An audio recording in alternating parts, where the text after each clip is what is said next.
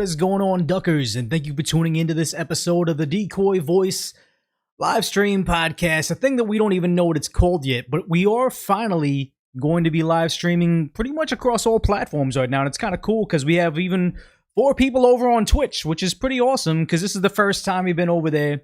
And in case you're not aware, wait, hold on. This thing's super lagged out. It won't tell me how many people are watching. It's kind of weird. It's like it's not updating. But yes, I see Prime over at Twitch is watching. So that's kind of cool. You guys are over there. And if you're not aware, I guess I have the chat things up there. But yeah, I am just Decoy over on Twitch TV, which is pretty cool. They gave me that. I think working on Kick giving me that platform. I know Rumble was nice enough to do it for me. It'll be hard for me to get Decoy on YouTube, but I think I might purchase Decoy over on Instagram. Okay, so Sir Berto and Britannia saying there's 6 of you guys over there. Thank you, Derp. You guys are hanging out. Yeah. Yeah, if you jump over to Twitch, that's pretty cool too. I know you guys can give me that the Twitch Prime sub, which is if you just have Amazon Prime, you get a free like paid subscriber membership. So it's like a $5 membership you get for free and you can just assign it to me. So that's pretty cool. When I announced it over on this over on I think it was Twitter, people were getting all upset like, "Oh, you're going to lose your voice if you go over to Twitch, they're going to censor you and stuff." But honestly, it's the sad part is I think YouTube is more stringent than Twitch. I mean, chat, let me know. Maybe you guys watch more Twitch, but I think YouTube is more stringent on like what I can say than Twitch is. So honestly, I'm not afraid of me being over moderated over there. Like obviously I self-censor insanely. See, YouTube's less stringent on appearance. Okay, I wasn't aware of that. Yeah, thank you, Compadro, for being over there. But yeah, it's yeah, Blue Sky is gonna be the one that's gonna be the worst. They'll probably just ban me on entry, I think. Yeah, but it looks like we got 700 over on YouTube, 100 on Decaf Decoy. So if you're not following me on at Decaf Decoy, that's where all the live streams are gonna go in the near future. But yeah, it seems like we got some decent numbers on all the other platforms or whatever. I think one of them could just detach. Yeah, I'll just detach that one. That's fine. And if you don't have Twitch, you don't have Twitch. I mean, it is what it is. But honestly, these people are like, "Oh, why are you gonna be on Twitch?" But honestly, I think it's a good opportunity to get a new audience that doesn't go on YouTube. I know a lot of you guys right now, you guys would never be on Twitch at all, but there's a lot of people on Twitch that would never be on YouTube. And honestly, by default, you're either watching like political content wise, you're essentially watching Hassan. You're watching, I think, who's that StarCraft gamer? Chat, do you guys know the StarCraft gamer that's now all politics? But Twitch very much seems to be left leaning. So honestly, I think, okay, Queso is on Twitch. I see that. Yeah. So honestly, Asmongold is, yeah, Destiny, that's the guy's name. Asmongold is like the de facto Twitch streamer for politics, even though he's Roach King. He plays video games. Like he's playing that bizarre, sorry, Prime, if you say your 3 ads for 20 seconds, I need to adjust that. I didn't realize it was just gonna bombard you guys with that many ads. I'll figure it out. Thanks for the super chats over on YouTube. I'll cover all those at the end. And that's the thing is, like, yeah, you guys don't like Destiny. I may not like many of his political opinions, but anybody that's successful online, I will look to them to see, like, you know, what are you doing? You multi-streaming, you have all these chat boxes on your thing. Like, what are you doing that's making you successful, and what can I learn from that? I talked about that on the last live stream where I may think LeBron James is not necessarily an idiot because he's obviously smart enough to be like good at basketball, but you know, I may think he's very detached from reality in the world of politics, but I would still take advice from him in terms of how to be a better basketball player. I'll still look at Hassan and say, okay, what are you doing well in streaming, you know? I don't think I'd ever go to Oklahoma City. I honestly, I like Texas, but only certain parts of Texas, and I may end up living there in the near future. But we'll see. We'll see. Yeah, LeBron is a crybaby, but if LeBron's like watching me shoot a three ball, and he's like, "Hey, fix your elbow this way, and maybe lift off with your feet this way," I'm gonna listen to him about basketball. That's just how I feel about like looking to people like Destiny and Hassan or whatever. Yeah, they have radical cult followings. Like, sad to say, what would it take for someone like me to get a radical cult following? Where I think that there is a fine line of all, like, how many people are here right now? Probably collectively like just over 1,000 right now, right? But if all of a sudden I started saying things like, guys, China has the best politics, or, you know, China has more freedom than America. Donald Trump should take notes from President Xi. Like, if all of a sudden I started saying all that stuff, a large majority, if not all of you, would stop watching me, because then obviously my integrity's gone, and I'm like just completely in the pocket of a foreign government. Hassan has such a cult following over on his platform that honestly, all of them, he's essentially doing that, and we're gonna cover more of that on the stream, right on today's stream, about what Hassan's doing over in China. But he has his audience is so captured, he can literally run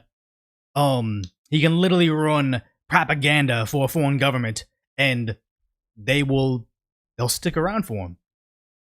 Rage baiting gets you a cult following. Rage baiting gets you in the media. Like, honestly, I'm not popular enough. Either I'm not popular enough, or I'm not polarizing enough to get featured on Yeet. I mean, I don't necessarily need Yeet to repost me or whatever, because it's typically never for something good.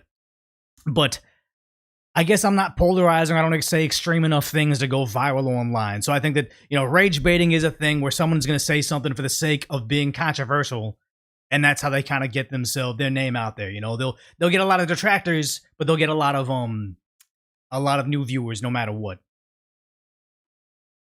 Yeah, I think this thing, I love the Mexican Coke, but it's like terrible for you, even though it's sugarcane sugar. It's just a bottle of, like, how many calories is in this? 150 for serving size. So I mean, I like this thing. I think I'm just gonna limit it to when I live stream to have something there to give me that. What is it? Rock and Roll says, Decoy officially sold out. I know he drinks Mexican Coke. The joint is like $20 a bottle. Over at Costco, I think you get a kind of a good discount. But honestly, this thing it's way more expensive than most. Yeah. Calories aren't real. I don't think that's true. Once I started cutting out all drinkable calories, I lost not an insane amount of weight, but I lost a good amount of weight by cutting out drinkable calories. So I think it's very real. Is YouTube broken right now? I gotta check myself out. So over on Decoy Voice, looks like I'm live, 948 watching. Over on Decap Decoy, looks like I'm live, 122 watching. Yeah. So I'll cut to the super chats later on towards the end. Oh, you're just saying YouTube's just broken? Yeah. Yeah, they're like $2.50 when you're buying Mexican Cokes. That's the way it is. Carbs are the bad guys, because carbs is sugar. Like, sugar, it just becomes sugar in your body and everything. So yeah, it's glorious sugar. That's exactly what it is. Is my Twitch working right now? Let's see. Okay, I see I'm there with 20 viewers. I can't even see the live chat. There it is. Ooh, echoing. I'm echoing. Okay, cool. So there's a whole bunch of people. Whoa, we got people that are subscribing. Wow, that is awesome. So okay, over on Twitch, a lot of people. Oh, Neobox Truck, I know you. Okay, that's cool. I'll probably need to get mods over there, but I don't know if you... Oh yeah, Prime says had to drop Matt Morse to watch this. This is insane to see how fast Matt Morse grew on the platform, because I know he's kind of like Asmongold, Liberal Hive Mind, where those guys, they were okay, cool. Thank you, Kama Shadow, for the Prime sub. I need to give the sound effects. I need to figure out how to activate that. Asobi, I'll probably hit you up to try to figure out how to do this. But yeah, you guys are all subscribing, so that's awesome. I didn't expect that to happen over there, so I appreciate it. Yeah, I guess I'll wait. How do I? Hopefully, Asobi-san is the same Asobi-san that mods my other thing. I'm giving him mod status, and hopefully, this is not an imposter. Just give some guy a thing because I see it. Cool. So you guys saw Oh, founder status. That's what it is. Okay. A daytime stream. So, okay. Wait. I'm trying to poll here when it would be best for me to stream during the day or during the evening. Maybe put a D in chat for daytime, N for chat for evening.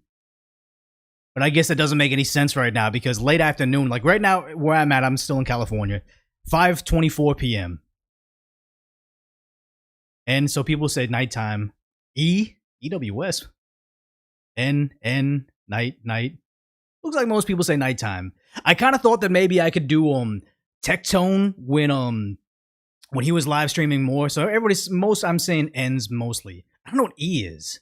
What's E? The East Coast audience, yeah.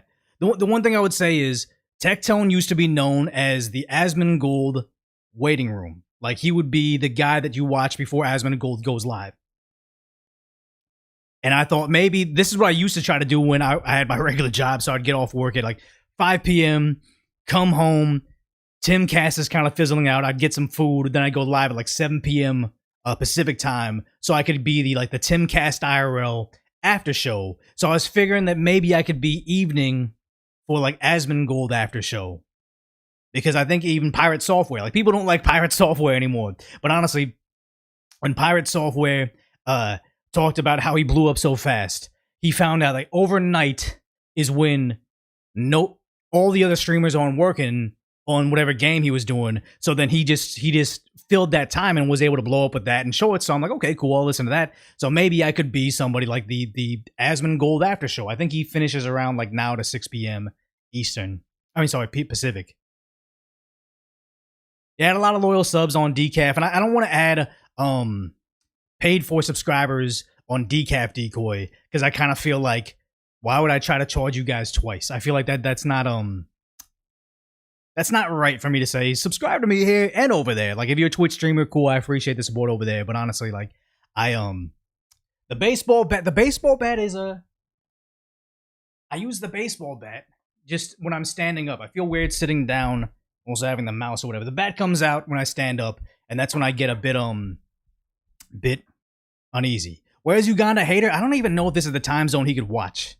Yeah, I'm on Twitch. It's just twitch.tv/decoy. I'm hopefully getting decoy handles everywhere if I can. Yeah, I'm Instagram.com/decoybts Instagram wise, and I feel like that's where I'm going to do all my announcements. That's why I first said I was going to be on Twitch, so you guys follow me over there if you haven't. See, it is a beautiful bat. I used to have an affiliate link where you guys could buy it, but then it sold out super fast. And this is the wiffle ball version. The real pencil baseball bat is like $500. I'm not that talented at all. Is he Yakuza with those tats? I mean, these tats are awesome, and I feel really bad. My tattoo artist was just out snowboarding, and I think he dislocated his shoulder. So I'm like, I kind of wanted to get some more work, but he might be out of service for a long time. Oh, what's up, Uganda Hater? I'm glad you're here still. The pencil bat is super base. Yeah, that's when Andy Pajes on the Dodgers, when they could use their custom bats. I think he hit like 3 home runs consecutively with this. So, yeah. You got me on 3 streaming services, so I appreciate that. The Decoy mini bat merch would sell. Unfortunately, the current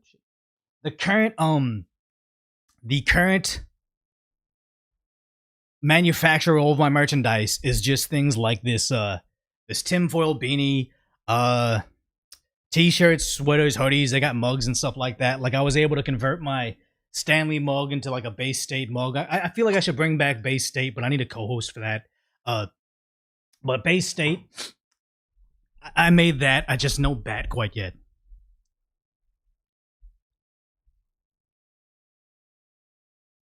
Yeah. Okay, wait. Before we get into the first topic, because we've been going for almost like 15 minutes now. What's up, Ben? Honey Badger. If I were to do an IRL stream, or if I had like a athletic event coming up where I could live stream it and I wouldn't live stream it, I'm not getting an Otani tattoo. No, my rule on tattoos is no people to things. We got like a tiger, we got a fish, and on my chest, no, I'm not gonna lift up my shirt right now. On my chest, I got a phoenix. It's pretty dope. But no people, because what happens if Otani all of a sudden becomes a weirdo? Like, I don't think this is ever gonna happen. I'm like the biggest Otani fan. But what happens if he's like a psychopath and there's like a viral video of him just going off on a waiter or something like that? You wouldn't want to have him on you. No dragon tattoo because I wanted to go full like basic Asian guy tattoos with like the koi fish and stuff like that, but not dragon. That's a little bit too much. If I end up getting my back done, maybe back there. I don't know. Most open times for streaming between midnight and 2. I'm not gonna do that. 7 and 9. Yeah, probably that. 4 and 6. So maybe 4 and 6 will be my time slot. Possibly. Dragon back tattoo, make it Rayquaza. Somebody from my tattoo artist got a dragon tattoo, but it was Gyarados from Pokemon. Awesome. If I got one, maybe I would think that. So the problem is I want to do a poll right now, but since I'm on all these different platforms, I don't know what the heck it's saying offline on everything. I don't know how to get the poll on all platforms. So yeah, we're gonna say just type in Y for yes, N for no. Would you want to watch me live stream an outdoor event? It's something like athletic, even though I'm not the most athletic person, but it's gonna be something in the near future. Would you want to watch me just do something random? It's not gonna be political commentary. It'll be me with some people. So it seems like everybody wants to see it, except for I'm not calling you out. One guy, a couple guys say no. So it seems like a lot of you guys would want to see it. You should try paintball. I'm always terrible at paintball, though. Oh, yes, people just want to say more stuff. I wouldn't play basketball for stream. I mean, maybe if I was doing one of those events, but yeah. But yeah, no. If I went out there and did an event outdoors, would you guys want to tune in for that? So it seems like you would. I wouldn't play airsoft. Basketball with Hassan. Decoy live, yeah, just me out and about. It's not beach volleyball. Good God. Maybe I sing in a Japanese pop band. I mean, no. Laser tag at a block. I mean, there was that one time that I just was randomly I went to a YouTube event over in Santa Monica, and I used to like going over to the 3rd Street Promenade all the time, and I was just there, and I was like caught in traffic. Like me driving home at that time around was going to be like 2 extra hours of traffic. So I just hung out there and I live streamed on it was either Instagram or YouTube, and it was just one of the vertical live streams. And it was like I wasn't getting attacked, but if anybody was from that, it was an insane event where there was like crazy homeless ladies cussing out the security guard. So I'm recording them and not trying to become part of the scene because she was like yelling. Yeah, it was all bad. Not karaoke. If you guys have heard, you guys hear my voice. You guys hear my voice right now. Is this a voice that you think that would be singing falsetto? Like that's not gonna be a thing. Decoy IPA review podcast? Probably not. I'm never going to do that. I have not an unhealthy relationship, but it's like I like whiskey too much. So I'm almost off it cold turkey. I'll have it if I like go to an event or a party, like what was it, Halloween.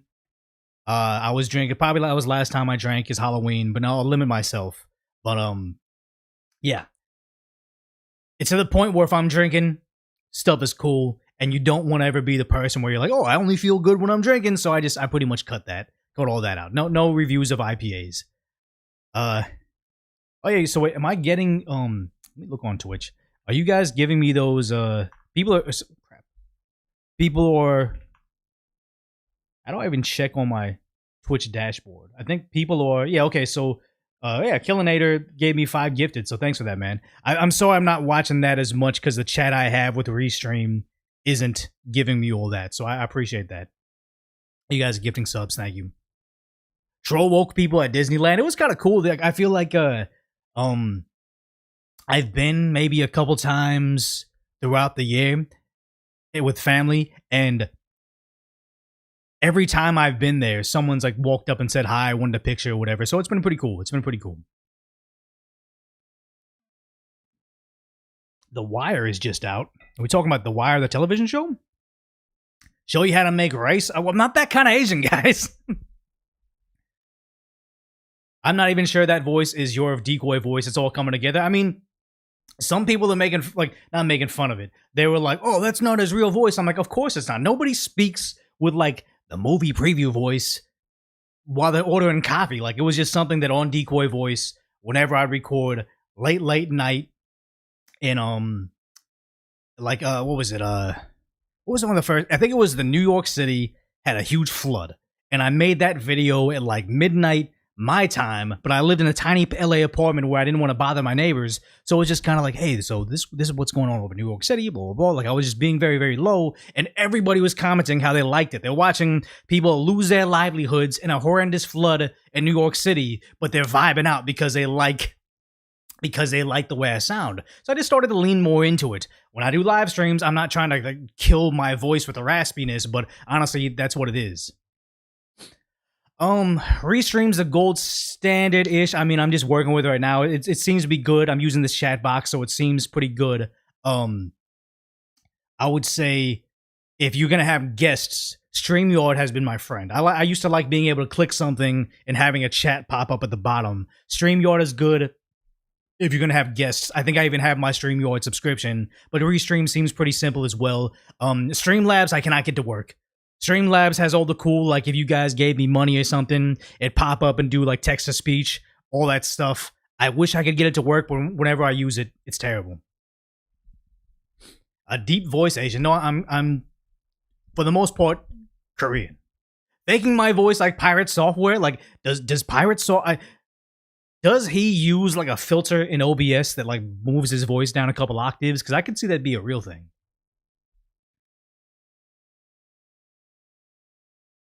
Does he? People seem to say that. Auto-tune? I wonder if I could just auto-tune my voice the entire time. That'd be kind of cool. The Theo conversation with Joe Rogan was really bad. I mean, everybody always, like... I think at the end of the day, Joe Rogan reminds you that he is a classic liberal. Like, he's been a voice for conservatives because he's been rejecting, like, the Joe Biden and the Kamala Harris's and stuff. Like, he's more logical and rational. But at the end of the day... Joe Rogan is still a bleeding heart liberal. You're never going to change that. So, I mean, yeah. Which is good, though. I think that it's good to hear Joe Rogan's voice about stuff knowing I don't agree with him. Same thing with Fresh and Fit. Not Fresh and Fit. Abba and Preach, Fresh and Fit's rival. Abba and Preach, I would say they have a lot of bad political takes, in my opinion. But it's good to hear their political takes because it's like, okay, what's the other side saying? We don't want to be in an echo chamber like people on Reddit that ban everybody that doesn't agree with them.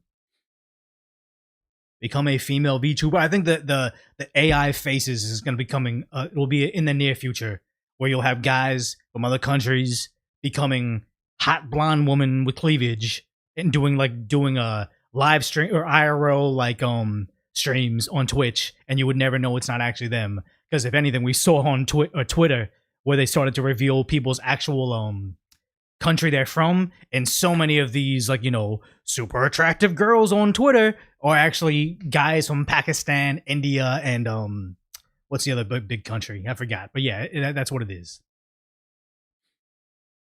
Thanks you to fight. I'll hit all the super chats at the end of the show, though. And the thing is, like, you say F Biden, you're glad he's gone. I think Biden is more glad he's gone than anybody. He was not a well man. He does not deserve. I think he doesn't deserve. I think he's a terrible person, but he should be retired. I wish nothing bad upon Joe Biden health-wise. Hopefully he just gets to enjoy, whatever he has left in life. Nothing bad should happen to him. We just didn't want him to be president, and I don't even think he wanted to be president anymore. Like, wasn't there. The Otto Penn president, yes. It was their puppet. And it was a case of elder abuse. I kind of feel like that same thing. It was like, he was not well. He was forgetting where he was. That debate showed the world that, no amount of crafty editing could save him. This was not right. Sleepy Joe, yeah.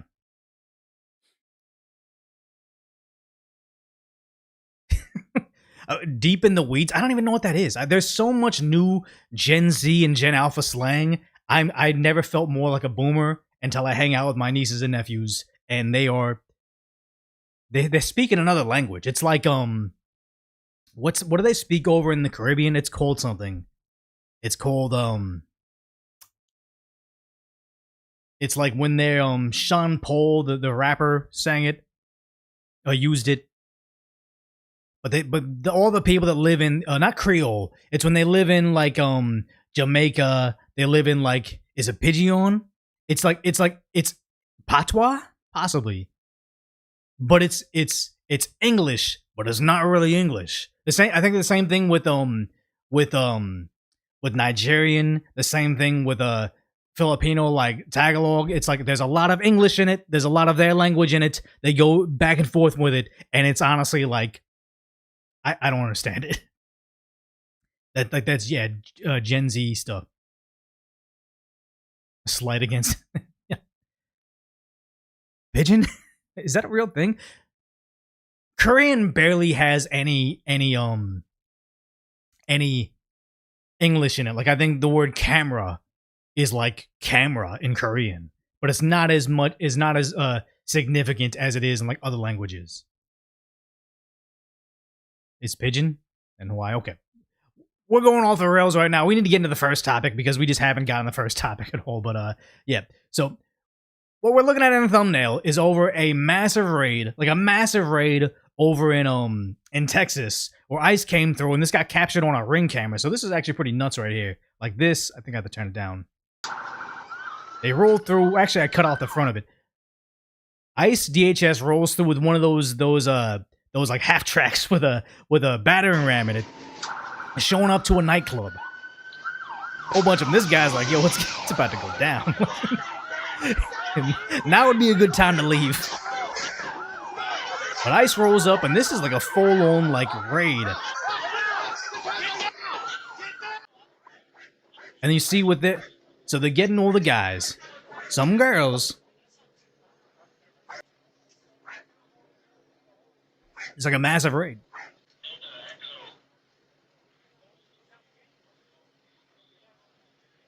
So many of them. And it kind of looks like they just wrapped up everybody. They don't know who exactly is what they're looking for. But I mean, there's an awful lot of girls there, which I think the thing that people are starting to realize is all these people they moved in, like, you know, they were helping them seek asylum. It's like a lot of them were being moved in by coyotes, and they were being moved in to be essentially, how do you say this in a nice way that YouTube won't get mad at me? Slaves, or being forced into selling themselves. Like, we're talking about horrendous things. How many of them are that? We don't know. Are they being rescued, or are they part of it, or are they just innocent and they were just happen to be going to a club? We don't know.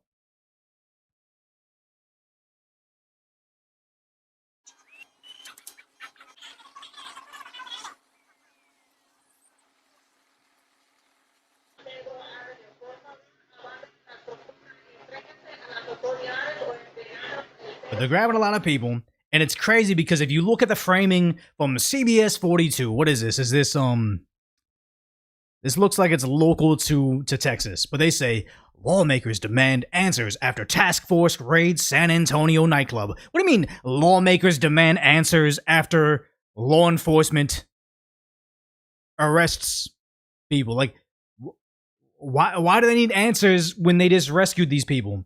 What it says arrested more than 150 undocumented immigrants, including 27 suspected Tren Aragua. I cannot pronounce that word. Tren Aragua gang members. Yep, gotta catch them all. They say 2 Democrat congressmen are demanding information on the recent raid where 140 people are arrested by the new Regional Homeland Security Task Force in South Texas. Yeah, they're demanding answers because they're going to give tips to them to help them escape. Like, we should not be giving them anything whatsoever. Yeah, what questions are they asking? I think they just want a dime. They want a tip because they want to know if something's going down, because they're going to protect them, because I think they see them as their future voters, which it's insane that we have a guy that is most well known for being with a Chinese spy is now running for governor in California. And he's saying, I want unlimited max democracy by letting them vote by telephone. His reasoning was because you can register your car at the DMV or something to that effect on your phone. Why can't you vote per phone? It's like, no, I don't want the security of my vote for like the next president or my local congressman to be the same amount of security we have when I'm voting for my favorite singer on American Idol. Absolute ridiculousness, but it's because they want everybody to vote. They want max democracy, and that's why they're protecting these people, because these are the people that they're relying on voting. Yeah. AI phone bots voting, that's what it's going to become. You're going to have all that. It is bad. Yeah, you're talking about Swalwell. That's exactly what we're talking about. But they say, we demand answers regarding the raid conducted on Sunday in the early morning hours. We write out of our obligation to ensure transparency for Texans and people across the country. Transparency for who? This is what the majority of Americans, and I would say the majority of people in Texas, we voted for this. We wanted exactly this. That's all the transparency we need. So they say, what evidence provided the judge sign a warrant? What the parameters of the warrant execute? I mean, they found 150 people they're searching for. I think they had what they needed. What Fed state? How many people were detained? Do you know that? What are the nationalities? Why do you care what the nationalities are? If they're illegal, they're illegal. I don't care. The Chinese, they're Korean, whatever. They're not supposed to be here. That's what we voted for. What crimes were they accused of? Well, there's some of them are on a gang, and some of them are here illegally.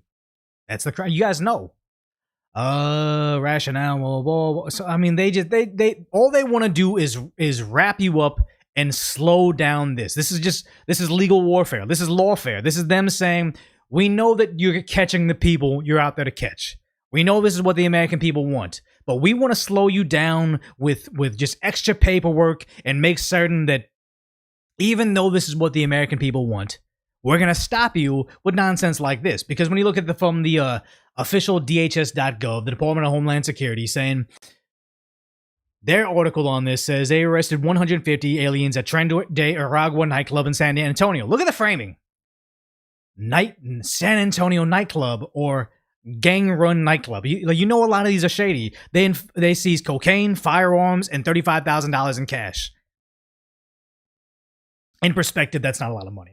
But the idea that they got gang members, they found narcotics, and they found weapons. I imagine these weapons weren't registered. I imagine if they're in the hands of one of these 150 people here illegally, they should not have had them. This seems like a success.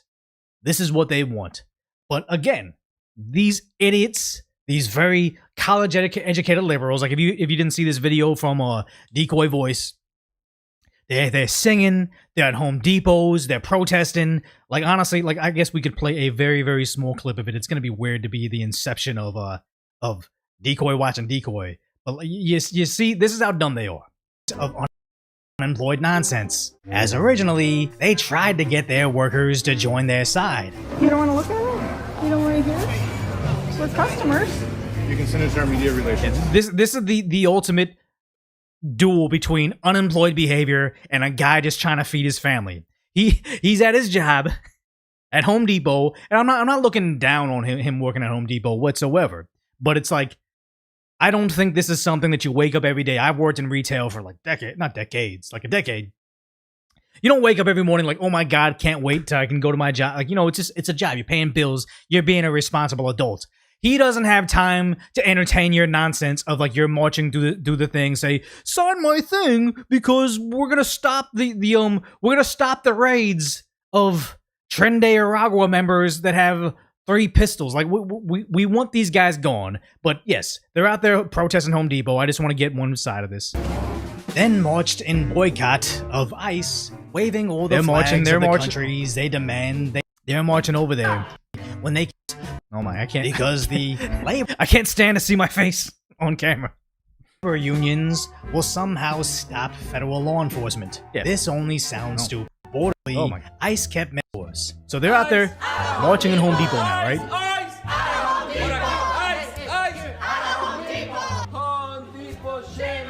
Shame on you, Home Depot, because they're a place that illegals congregate to find day work, and ICE knows that. Like, anybody knows. Everybody in this chat knows at Home Depot they congregate there during the day to find work. Day laborers. That's been like a reliable fact forever. They're going there. It's not Home Depot's fault that ICE is arresting them there. Home Depot, shame on you. Even wasting their workers' time. Oh, yeah, this was ridiculous. They're just buying and returning the same.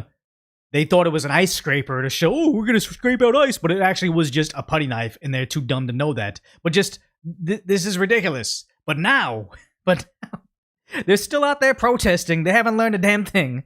And oh wait, there we go. I haven't learned a damn thing, and now they're upset that they can no longer waste the employees' time with their nonsense. And I can record you. You can. It's public, and I'm being asked to leave. Well, is this just? I thought this was a cop. This is a hardcore Home Depot location. If they got an armed guard like this, because these guys are not cheap. If you want to get a security guard, it's like, it's some. I'm not going to quote you guys on prices, but I would say if you want someone that is a armed private security guard, it's double to triple the cost. No retail store is going to hire a guy that's licensed to carry unless they absolutely need it. So obviously this is probably one of the worst Home Depots because at Home Depot, if you guys aren't aware, people steal from Home Depot all the time. Batteries are very expensive. Hardware is super expensive. Like tools are super expensive, and they go there not only for so they can work on their construction site, but they go on there to sell it. So they had to have an armed guard. Yeah, $80,000 to $100,000 a year. He's probably making $80,000 to $100,000 a year, but you don't ever contract a guy directly saying, "Hey, you're a guy that has a permit to carry. I'm gonna hire you." Like, no, you want to hire from a company that has a giant insurance policy. So he's maybe getting $80,000 to $100,000 a year, but the business on top of it is probably collecting like $200,000 a year. But yeah, this is nuts. You can. It's public, and I'm being asked to leave. It's for private property. harassment. It's private property. Yeah, it's private property. Like people, I work security, not like that, but I work security in a similar fashion. And people are always upset when they're like, "This is a public space." It's like, you guys don't understand the difference between open to the public and public. This is still private property. They can ask you to leave, especially if you're not patronizing their business. If you're not buying stuff, what business do you have there other than to make your stupid social media moment? But I'm giving you the authority. You can record me all you want, okay? So I'm being asked to leave because I asked about. And she's proudly recording herself saying, "I'm being asked to leave because I was asking if ICE is here. I have no purpose to be here, and now I'm upset because they're telling me a business wants to cater to customers and not activists." ICE, if ICE was here in Home Depot Yeah, 'cause you're harassing today, customers. and he said that is harassment. That If you're Home shopping, it's Depot fine. management If you're not says shopping, I am you're harassing harassing customers because I asked if ICE was here. Yes, Yeah, that has nothing to do with nothing. Like, people asking, is she orange? I think maybe it's just because, like, when they say you wear, someone with blue eyes will wear, like, a blue shirt, or green eyes wear a green shirt, it brings it out. I'm thinking this is just a crappy camera bringing out the orange in Home Depot onto her skin. Because even he looks a little bit orange, too. And even me in this is the most bizarre thing. I get very orange under these lights, even if I adjust the, coolness, eventually it makes me orange. See that? So this is kind of a warm light, which is kind of nice. But then if I make it cool, I'll go from warm to orange again. The most bizarre thing, I don't know what it is. Yeah. Glenn from The Walking Dead, no.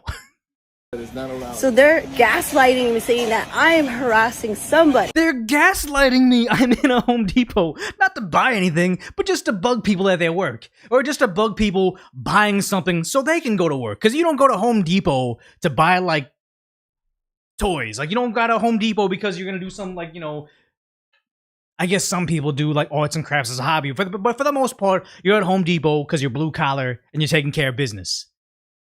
How come I can't bother you because I have nothing better to do? Because I asked for if Not ICE making any was on the purchases property, and I private was property? shopping around, sir. You were I don't think so. not shopping. Yes, I was. You're I not- was looking for the price for that No, you- shelf. We have Yeah, why are you cameras. laughing? Because that's have what I was doing. cameras. Why are you laughing? Because you know this is BS. And then I was outside on my phone, talking on my phone before I came in, and he said I can't be doing that. And just making so all of a sudden believe any of I'm this. harassing people because I want to know if ICE is on the property. Just because I asked ICE if ICE was in the property. And you can see it in their eyes when they're formulating the lie, when it's starting to change. I was asking if ICE was here. I was asking the employees, but I was asking the customers. Oh, I was actually shopping for a shelf. And now you're saying I can't be. It's all make believe. So Home Depot management is complicit with ICE. Oh, see, now you're building it. You're building it. Now it's just because Home Depot doesn't have time to cater to your nonsense. Loitering, exactly. Home Depot doesn't have time to cater to your nonsense. Now it's because Home Depot's complicit with ICE. Like, what do you want these companies to say? Home Depot's taking a stance against federal law and enforcing the border. Home Depot says this is an anti-ICE zone. Like, I'll say I was at a shopping mall the other day, and it's like there's this fancy handmade soap store. It's kind of cool. They have like different things. Like one time they had Ninja Turtle soaps. It was random, but kind of cool. I remember being outside there and seeing a sign saying this company is an anti-ICE, an ICE-free zone. And I was like, so basically you guys are complicit. Like, I'm doing the same thing she's doing right now, but I feel like this place is complicit with illegals committing crimes because ICE is going after them when they have criminal histories, when they have records, when there's a reason for them to be deported. They're not going after your day laborers. They're just finding them at work, and if they'll get the other day laborers, they just happen to be there.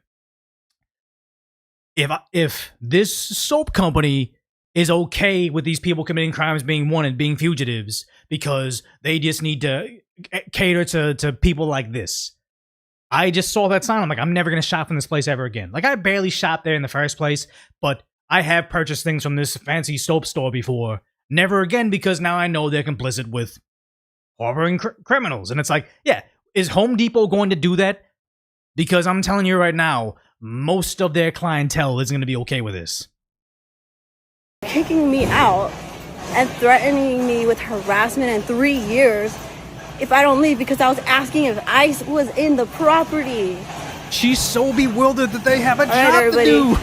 Let's share that with everyone, what just happened here. They think it's this own. Oh, I got them. They're complicit with ICE. I expose them. It's like they have no idea how the world works. But the sad part is it's getting worse. And it's not just them protesting Home Depot. You have this over here in San Diego. This ICE agent, let me go, Oh my God, that's so loud. Hold on, my bad.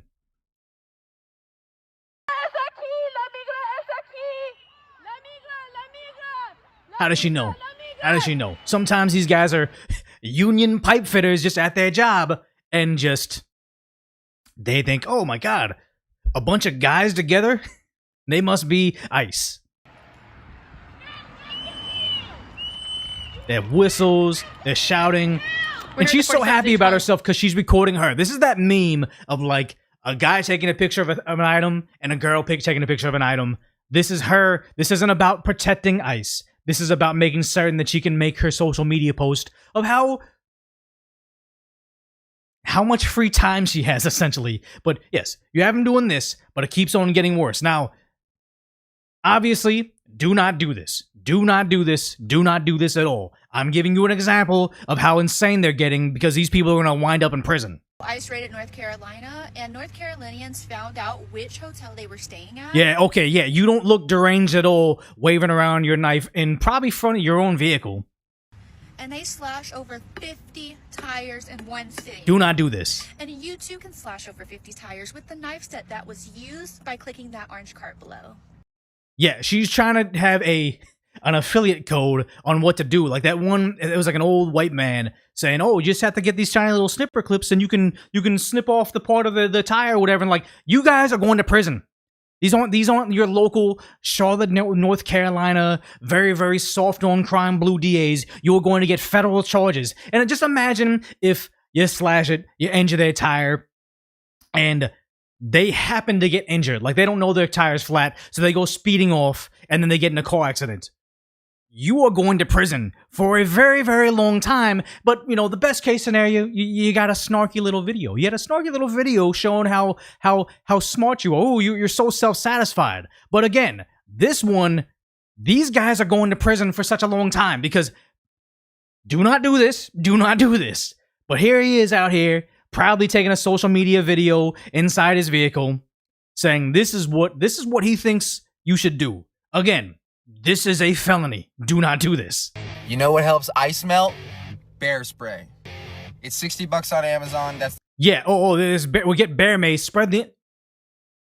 This isn't you damaging a vehicle. This isn't you following around an ICE agent. This is you saying, commit assault and battery on federal officers. We've escalated. We've escalated. Like this is beyond insane because, in my opinion, actually, well, not my opinion. To my belief, if you're bear macing, so if an ICE agent is arresting a wanted fugitive, and this idiot runs up to them and bear maces them, I think they can use force against him. And I'm talking about the most force. I may be mistaken. Maybe they're just to say like, oh yeah, you had to fight him or something or whatever. But this could get himself or one of his followers seriously injured, or best case scenario, years in prison. Yeah, I think it is. I think that level of force is available if they're trying to arrest a dangerous criminal, possibly with weapons, and he runs up with bear mace. He thinks it's a snarky, TikTok or Instagram short reel or whatever. They think this is like, them doing resistance. Oh, haha! Look! I'm in Home Depot. I'm resisting. I'm getting rid of fascism. And now it's escalated to informing their followers to commit horrendous felonies. I don't know about you, but this is getting out of hand very, very quickly. But here we have the new face of the Democrat Party. I don't know how it got this bad, but the new face of the Democrat Party saying illegal immigration is good fiscal policy. This is main character syndrome at the worst. It is. I know Democrats don't want to talk about immigration, but I am. That's all Democrats talk about is immigration. So this is just revisionist history. I know Democrats don't want to talk about the thing that they've campaigned on for the last 8 years. Because they so I don't think that they will.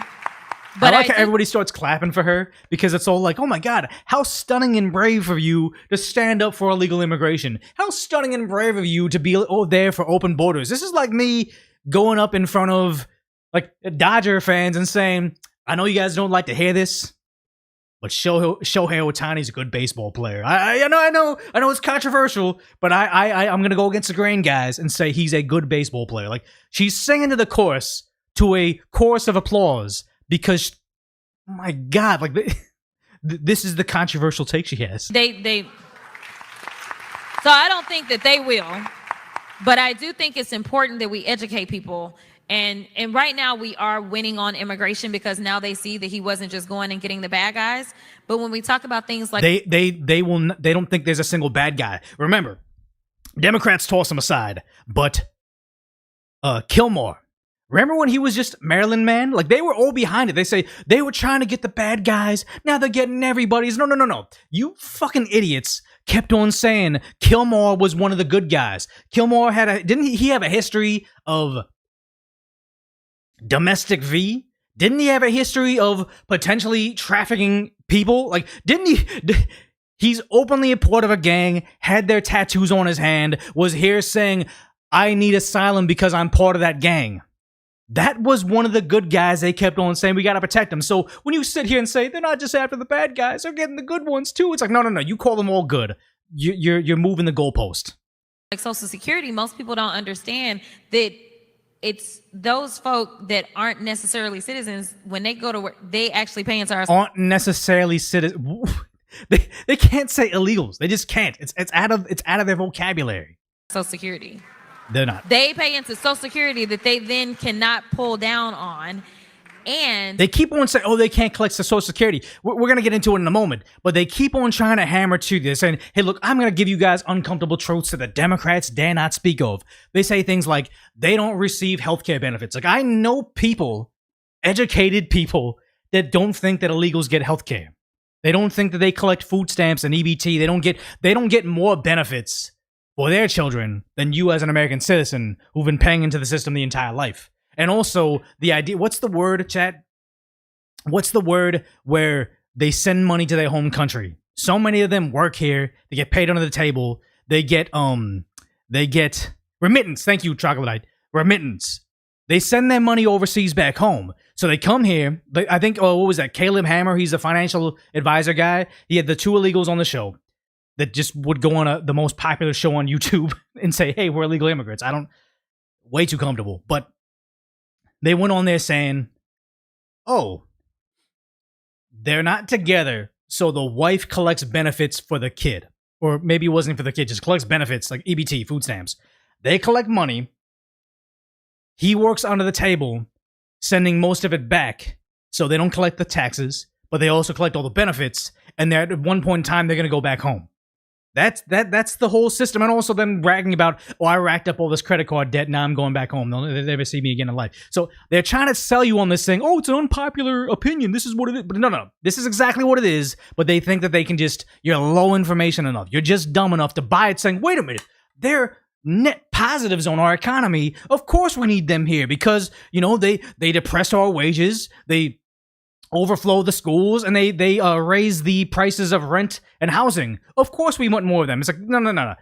They can't put two and two together, so I'm just going to sit here and lie to you. Undocumented folk account for approximately $100 billion in tax revenue. Where'd you get that number from? They're just making shit up. Always just making shit up. Oh, $100 billion. It's $100 trillion. We need more of them. They're more than the annual GDP of the country. Like, they could keep on saying it, and they'll just lap it up and applaud it. It's ridiculous. So, like, it's just good fiscal policy is what I would like to say about it. So I know Democrats don't want to talk about immigration. It is ridiculous that she's saying it through a chorus of applause, but she's trying to educate us. She thinks she's more educated than us about this. But the sad part is we're actually chasing off Americans from our system. Like, this is an American citizen in New York City that watched the way she frames how the reason she will no longer go to food pantries. She's no longer going to food pantries anymore because of this interaction. And she has to apologize for what she's about to say. It's very telling. I'm done. I'm over it. I'm not going to no more pantries. I'm done. And nobody goes to a food pantry recreationally. You go to because you're struggling. A lot of Americans are what is called the working poor. That's the people that we should be assisting. You're just trying to get on your feet. You're trying to make ends meet. I've struggled too. That's who you want. You don't want the person that's like, yeah, I sell my food stamps so I can get pot and more Nike designer clothing. You want to help people like this out. I'm done. Because a certain group of people be really, really, and God forgive me because I'm not a racist person. A certain group of people, but please forgive me because I'm not racist. Like, it's one of those things where it's like, hey, I'm not trying to say this thing. I'm afraid to say this thing because I don't want to get canceled. She's going to tell us about a story of being assaulted, but the first thing she has to say is like, look, I'm on your side, guys. I'm on your side, but I have to tell the truth. I'm not. I swear on everything I live for to this day. I'm not. But the way people be beasting? Beasting? I haven't heard that before. Like, it's like we all on the same line for the same thing. Yeah, it's not like you're going to get more if you go there first. You have to queue up like everybody else. That's just how it is. That's how civilization should be, especially when you're getting something for free. We all a little fucked up. Why you feel like you more important than anybody else on that line? No, you're not. Here's the thing: is like we're all in the same. We're in the same food. Like we're all in the food pantry. None of us are flexing on the other person. None of us are saying, I'm better than you. Like, you shouldn't say that in the first place, whether you're a millionaire or you're at the food pantry. But when you're at a food pantry, you can't... Nobody's superior. Like, I just remember a long time ago, like, this is the most unrelated thing, but people talking about, like, yeah, the most successful place you can go to, like, meet people would be McDonald's. Because when you're at a McDonald's, nobody can look down their nose at you. Like, no one can say, oh, I'm too good for you. We're all at McDonald's, guys. I almost slapped the shit out of a lady today because she kept trying to jump in line. I kept telling her not to. Yeah, what's wrong with that? So at a point, she was talking to me in her language, and then she she hit my arm, like she slapped in her my arm. language. I'm done. And it's I'm over it. Yeah. I'm not going to no more. The idea that she said, "Hey, look, I'm not against anybody because of their color, but she was speaking to me in the language, and now she doesn't want to go back anymore. This is an issue because also you saw this where they're not supposed to be getting benefits. They told us over and over they don't get any benefits. What is it? Crockett just tried to tell us they're going to pay into Social Security but never collect from it. And all of a sudden, we're hearing this about SNAP and EBT because if you guys aren't aware, after the government closed, Trump is now making everybody reapply for the EBT, the SNAP benefits, which again, SNAP is supplemental nutritional assistance program. It should supplement your nutrition. It shouldn't become communism. It shouldn't become your baby daddy that takes care of you for the rest of your life. It's just supplemental. It should be for a small period of time. And here we have this. Food assistance program could leave thousands of people without help that they rely on. Yeah, they rely on it. Again, sure, they rely on it. It's sad. It's terrible. But we are not the world's food bank. It's just the harsh truth. Restriction within President Donald Trump's mega bill removes SNAP eligibility for refugees, asylum seekers, and those granted legal protection for. And why were they getting it ever in the first place? If we got homeless veterans, if we got people, Americans paying in the system the entire time, and they're in extreme poverty, they should have never been eligible. But again, you have the Democrats saying they don't receive health care. They don't receive SNAP benefits. And how we now somehow, like I guess the next slide is thousands of undocumented immigrants in Colorado lose healthcare subsidies. I thought they were saying they don't get them in the first place. And all of a sudden they're losing it. How do you lose something you never had? But again, just more Democrat lies. Humanitarian reasons. And 10 News reporter Alana Mutnick is explaining these changes and what they mean for the people who've come here to our country seeking safety. Alana? Yeah, they come to the country seeking safety. All fine and well. Seek safety, that it should be good. But we don't live in a Disney universe. We do not have unlimited resources. If we still have American children that are food insecure, or we have kids that are facing hunger, you can't add another 2 million of them and think, you know what, we're going to solve the problem with it. We have a housing crisis. We have homelessness. Yes, people, as individuals, they should seek the best opportunity in life for themselves. But it is, again, not our responsibility to take care of them. If we had unlimited resources, by all means, I would love to make certain that all of them had a house, a white picket fence, and never were hungry again a day in their lives. But that's just not possible. That's right, John, Brittany. These changes are going to affect thousands. Refugee service providers in Tennessee say this is a complete barrier for these already vulnerable communities. Refugees, they're already vulnerable. It's a very terrible thing.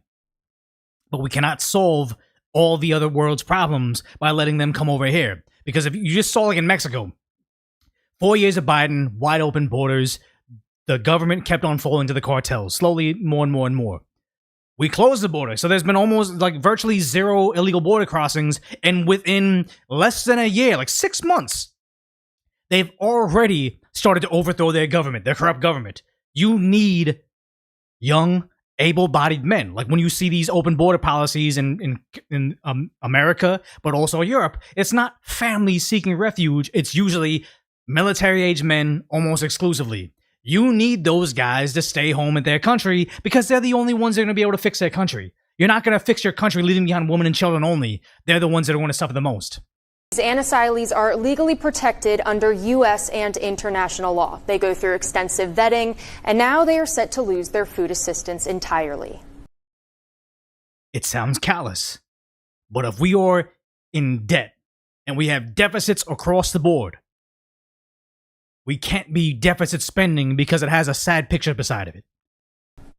What's happening is the system. Actually, you guys probably should see this. He has his this is his description here, which should tell you a lot.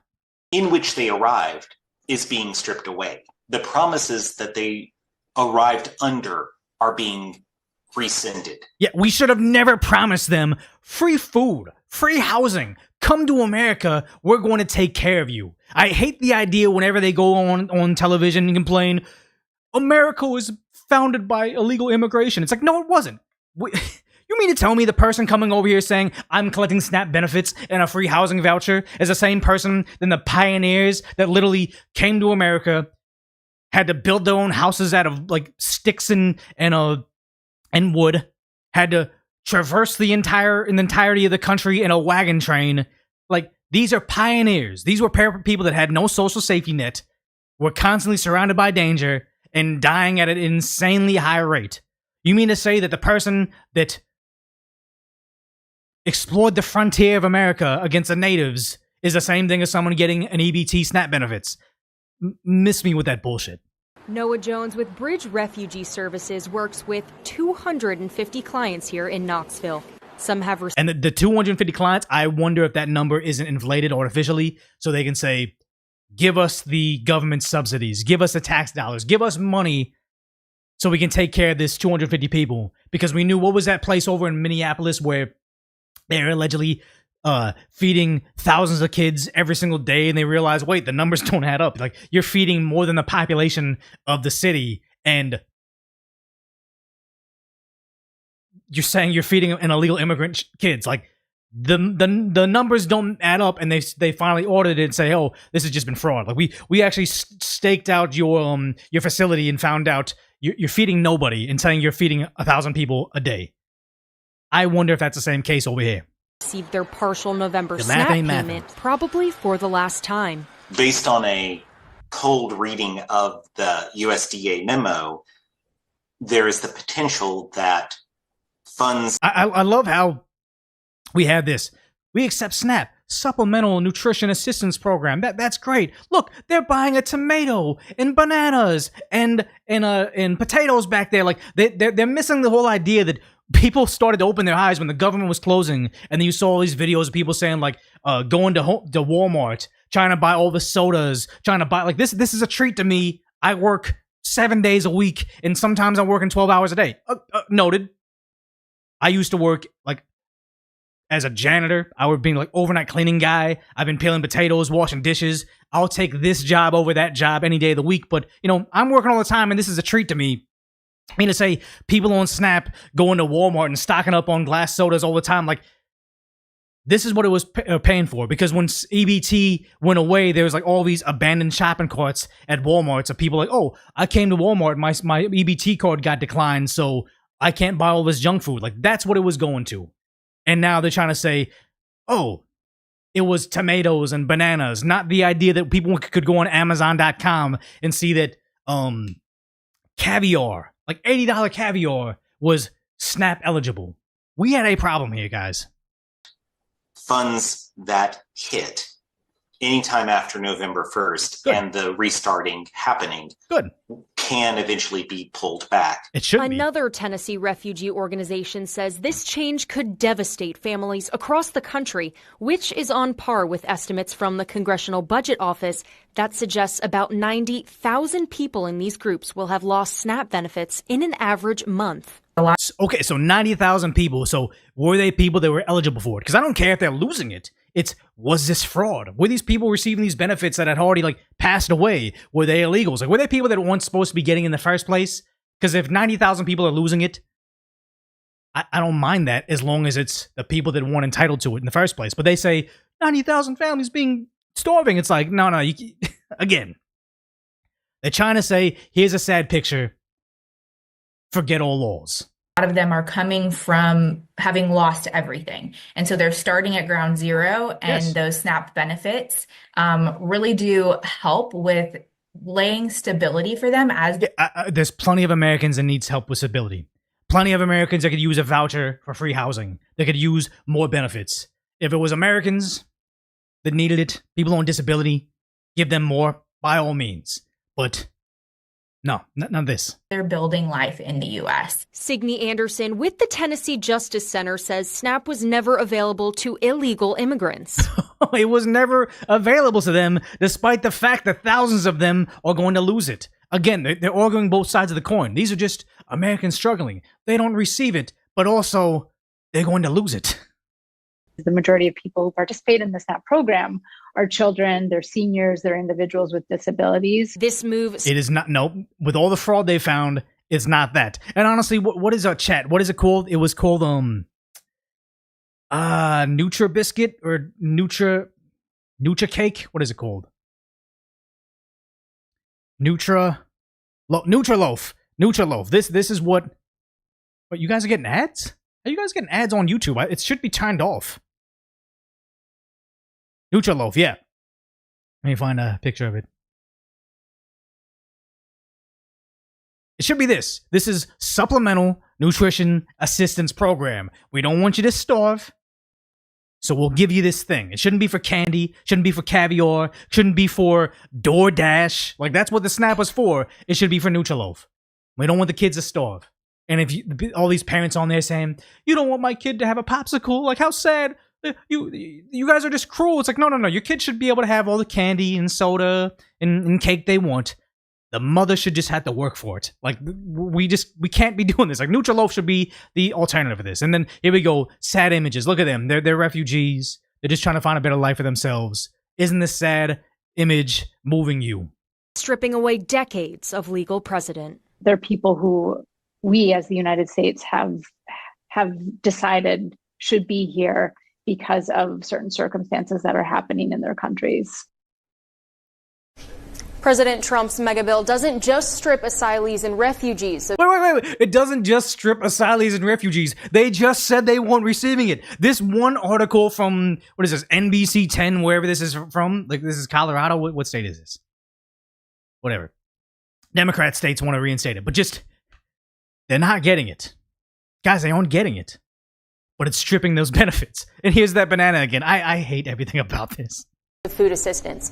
Trafficking victims previously certified by the Department of Health and Human Services and some special immigrant visa holders who worked with U.S. forces are also ineligible now.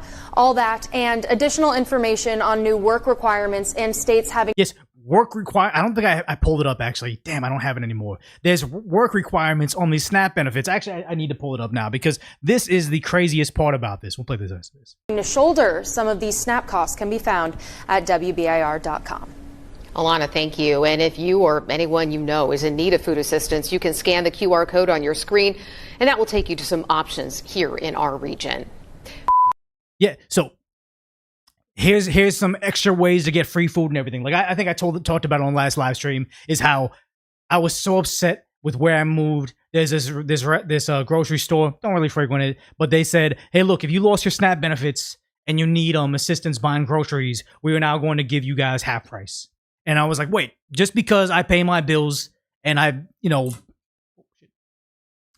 don't need those benefits, I need to pay a premium for the same food they get because they no longer get a slice of my check anymore.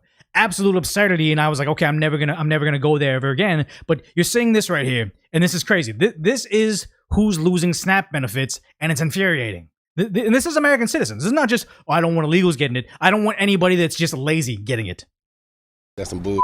Nelson Scott is on the verge of losing access to the Supplemental Nutrition Assistance Program. It should be this, Nutriloaf. If SNAP was just Nutriloaf, I think a lot of people would be off it. I'm sorry, not sorry.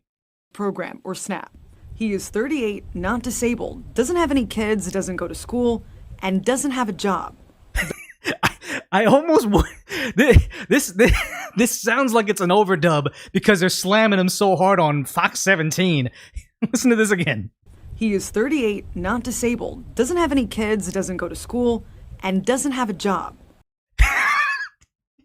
Everybody in chat's calling him a bum. I don't want to call him a bum, but I'm saying he looks pretty capable of doing just a job. Any of the shitty jobs I've worked at, they pay you crappy, but you could do it. And if you had an option of living off a Nutriloaf or getting a job, you probably do that.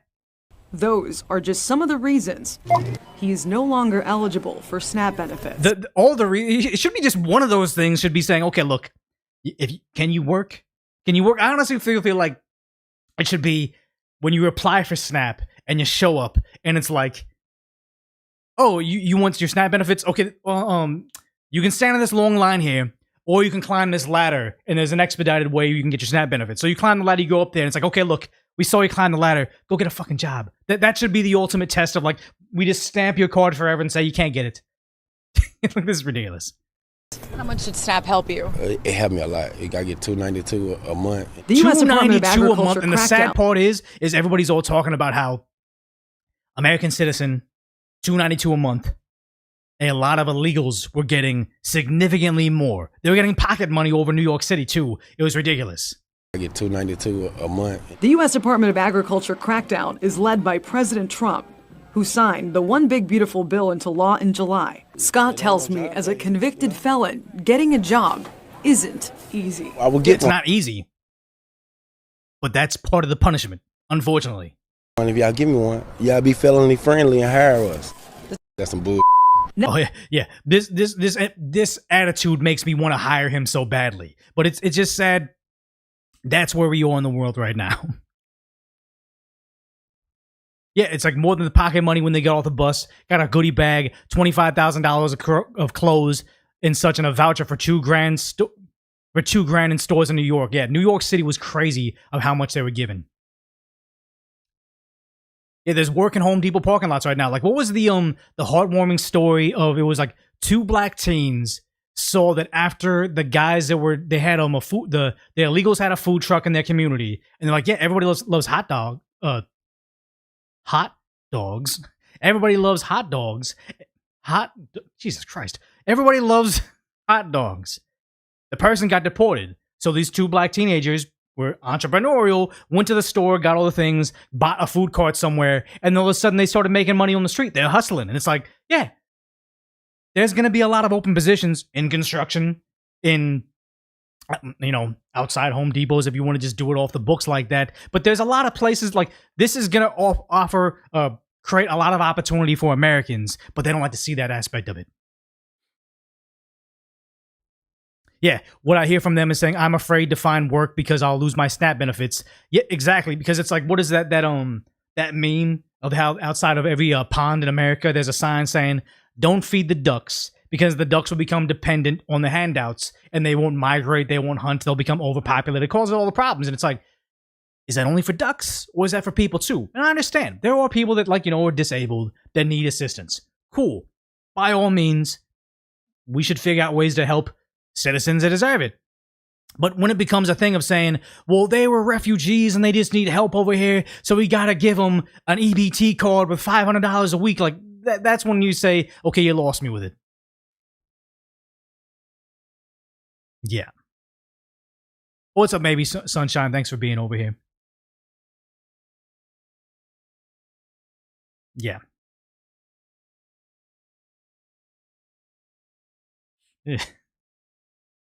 Yeah, SNAP $300 a month, job thousands a month. And the problem that happened is, I remember when I lived in Los Angeles, there was the COVID lockdowns, and then people got benefits.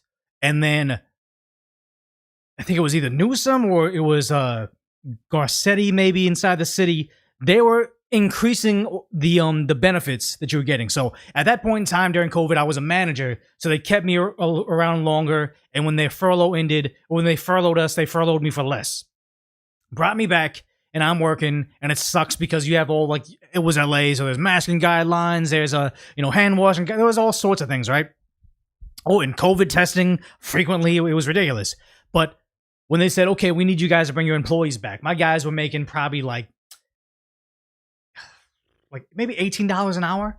So I was saying, hey guys, you guys, the job's back, you can come back, we can work. But they're like, no, we're making more money on unemployment right now. And it's like, well, we're going to raise the paycheck. You guys come back anyway. It's like, well, you know what? Why would I work 40 hours a week doing a shitty job, dealing with shitty people, when I can sit at home and make a little bit less? And a lot of people see that as an option, and they say, you know what? Why would I work, be miserable, when I can just live a little bit below my means and maybe pick up some odd jobs on the side? Like that's what happens, Yeah, $1,200 a week is sad. Yeah, Astray says you get $568 a month. Your illegal neighbor gets $1,500 a month on the same disability. We have some issues over here, and that's why we're starting to see people kind of I want to say revolt, but things are kind of getting dicey. Cody Hall says, I love my job as a factory worker. My bills are paid and I help people. I don't want to feel like a boomer, but it's like having a job feeling accomplished. Like that should be the self-satisfaction. Like I feel like I'm a bad boss right now saying, you know what, guys, I don't pay you enough, but the job should be the satisfaction in the first place. But honestly, no, it's like your job should be fulfilling. I don't even want to say spiritually, but sometimes it is. Like you set out to do a task, and when it's finished, you see your hard work, and it's like it's nice. Yeah, fulfillment, distorted noise. That's exactly what it is. But yeah. Oh, what's up, by Didi? Yeah, I mean, we're on all platforms right now. We're Decoy on. How do I do this?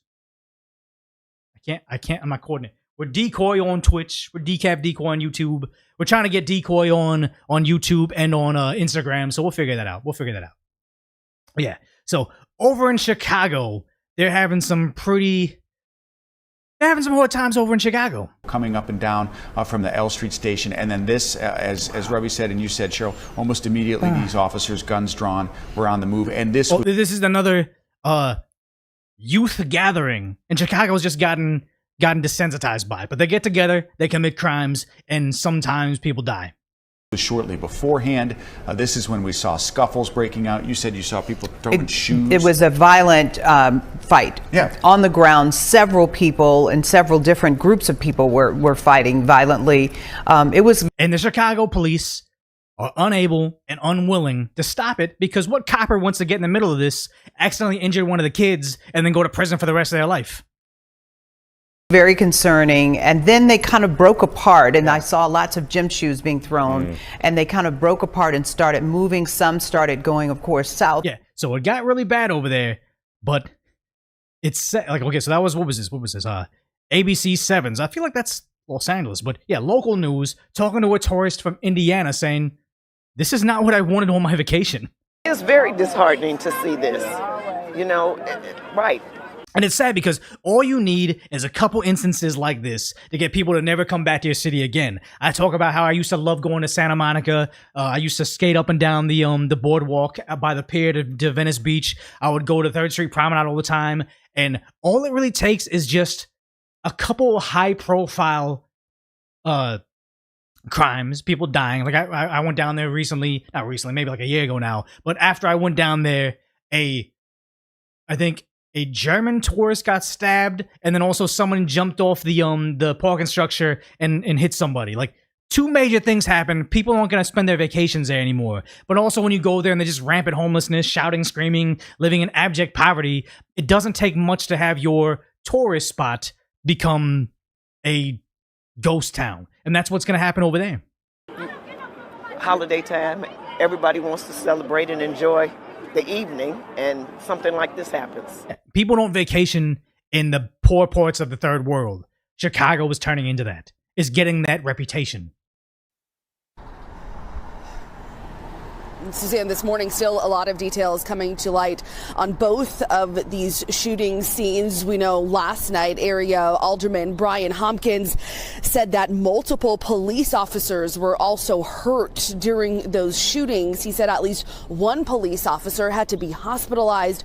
It's very disheartening. And it's sad because I thought I had brought up that story, but it was when they're doing the Christmas tree ceremony, a whole bunch of teens came out, they got in a fight, they were shooting at each other, one died, and when they're responding to that, I believe nearby, there was another shooting simultaneously. So that's how bad it's getting, but you don't get this bad unless you have a mayor that tries to cover for these kids committing these crimes because they do silly things, guys. So, they may have switches on their weapons, but, they're just kids. They're young. Sometimes they make silly decisions. Silly decisions, like when you see videos of them in a Chicago public school all waving their violations of what you're allowed to carry. They're kids. They do dumb things. They do. You don't get to this bad until they've done this for years on end, and now you're seeing this where, oh, hey, look, you guys knew this was going to happen. You knew they were going to overwhelm your police resources. So how did you respond to it? Oh, that's super loud.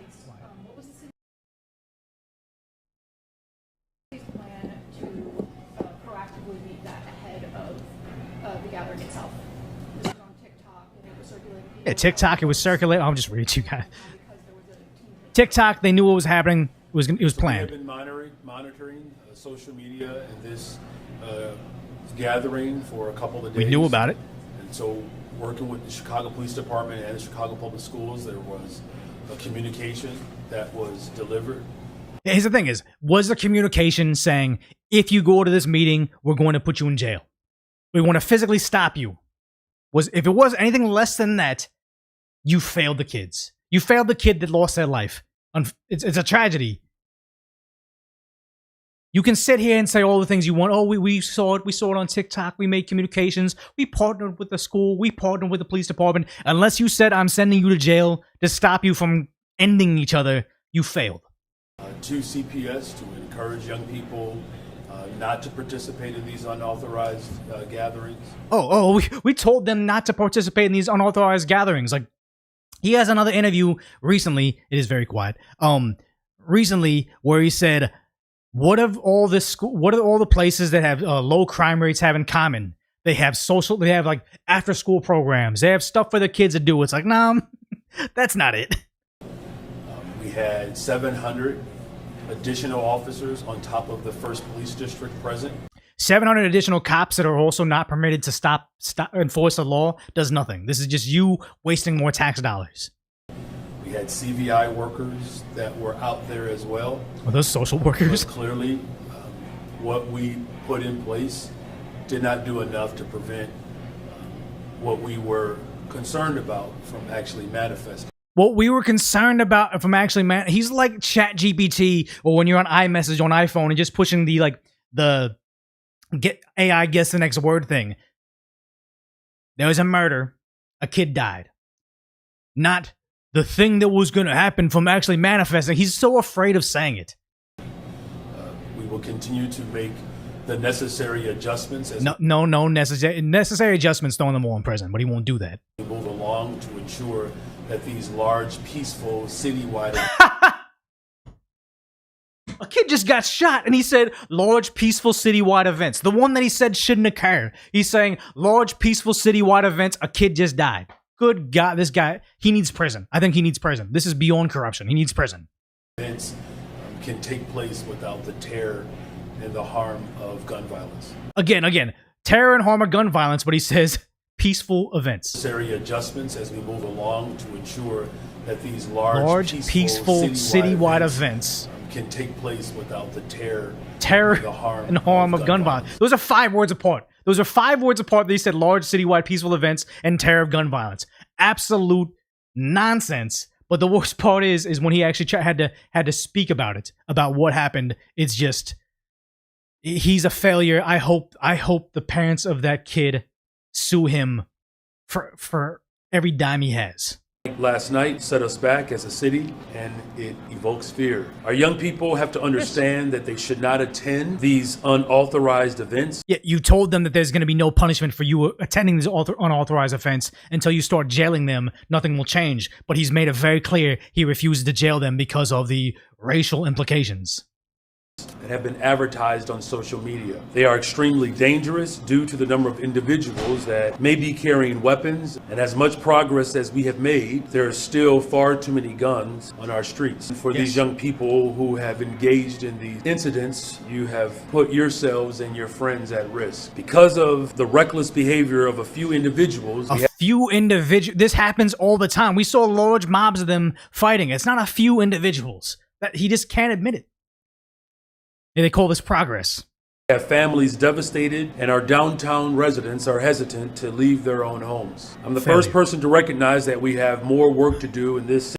You are not the first person to recognize that. You're probably the last person. Zero accountability, yes. City to provide safe spaces for our young people. But these type of violent gatherings can never be an alternative, nor can they be normalized. Chicago has normalized them. The parents, guardians, and other responsible adults. Somebody else, parents, guardians, other responsible adults, mayor, leader of the police department. This is not his responsibility, apparently. To do their best to accompany young people in large, unsanctioned gatherings. He keeps on calling them large, unsanctioned gatherings, peaceful events. It was a gang shooting. What? Weapons are likely to be present. There's always more. Wait, he said weapons are likely to be present. What about all the signs? What about the gun-free zones? If those are so successful in all the laws, why doesn't he pass more laws and have more gun-free zones? If those are so effective, how come they don't solve the problem? And if they're not solving the problem, why are you trying to pass more? It's not 4D chess, it's just common sense, but no, I mean, we can't expect it out of him. Do their best to accompany young people in large, unsanctioned gatherings where weapons are likely to be present. There's always more we as adults can do to make sure that we know where our kids are and what they are doing. I recognize this feels like emotional whiplash. After this incredible celebration last night where incredible celebration. I think he needs prison. He just does. Of people gather. Chicagoans who were enjoying our tree lighting ceremony expressed their love for our city. It was peaceful. It was a joyous evening. A vision of the best of Chicago. Oh, this was the best of Chicago. Good God, he's terrible. The holiday season is a time when we come together as a city. It's when we spend time with our families and our loved ones. This is the opposite type of behavior that anybody wants to see. And when we have a setback like this, it just reminds us of the long road that we have to build the city that we all want to live in. We will continue to pray for the victims and their families. We will continue to pray for our city. This is an ongoing investigation and we'll provide the updates as we have them. I somehow doubt that's going to be the case. Is this CWB Chicago? No, this is just, wait, this is the official messaging from Chicago's Mayor Brandon Johnson? Because someone said, oh my God, all the jump cuts. I'm like, yeah, I use this version because it had subtitles, and also the original version was like 8 minutes long. I didn't want to play that. But this was the official one from him, all the jump cuts. Absolute sheer absurdity. It is sad that's how bad it's gotten right now. But Donald Trump is finally addressing it, saying, this is Truth Social, saying, massive crime and rioting in the Chicago Loop area. Multiple police officers attacked and badly injured. 300 people rioting. Remember he said it was just a couple people? A couple bad actors? But it's 300 people rioting. 6 people shot. 1 critical and 1 dead. So probably another one going to pass, unfortunately. 6 of them shot, which is kind of a common occurrence for Chicago. They say, in the meantime, Governor Pritzker and low IQ mayor of Chicago are refusing federal government help for a situation that could be quickly remedied. The people chanting, bring in Trump. And the sad part is the National Guard being implemented will clean up real fast. Like how many people were saying as soon as the National Guard arrived in DC, they felt safe again. It was almost like a miraculous recovery. Oh, we could have peace. We could always have had peace. Like the rampant crime rates isn't just the default. They want this to happen, but sadly, he would rather have more kids get shot, more sacrifices to his garbage policies than Trump coming off as the good guy. That's how evil they've become. Because you see this over here. You have the guy that had 72 arrests. This is a video I did. 72 arrests, sets on fire the girl, and she loses. She's in critical right now. Now, I could have used her image, and one thing I just want to highlight is the girl, KM. We know who she is, but the family wants privacy. They don't want to say it because everybody's bringing up the fact that she was big on BLM. Like, does she deserve it? I don't think any of that. There's a lot of them trying to shove that in your face, but it's sad because we don't need that portion of it. We can just show you the judge that let this guy out, where the district attorney said, hey, he needs to be incarcerated. He's a danger to the society. And the judge says, oh, you know what? I can't throw everybody in jail just because the DA asked me to.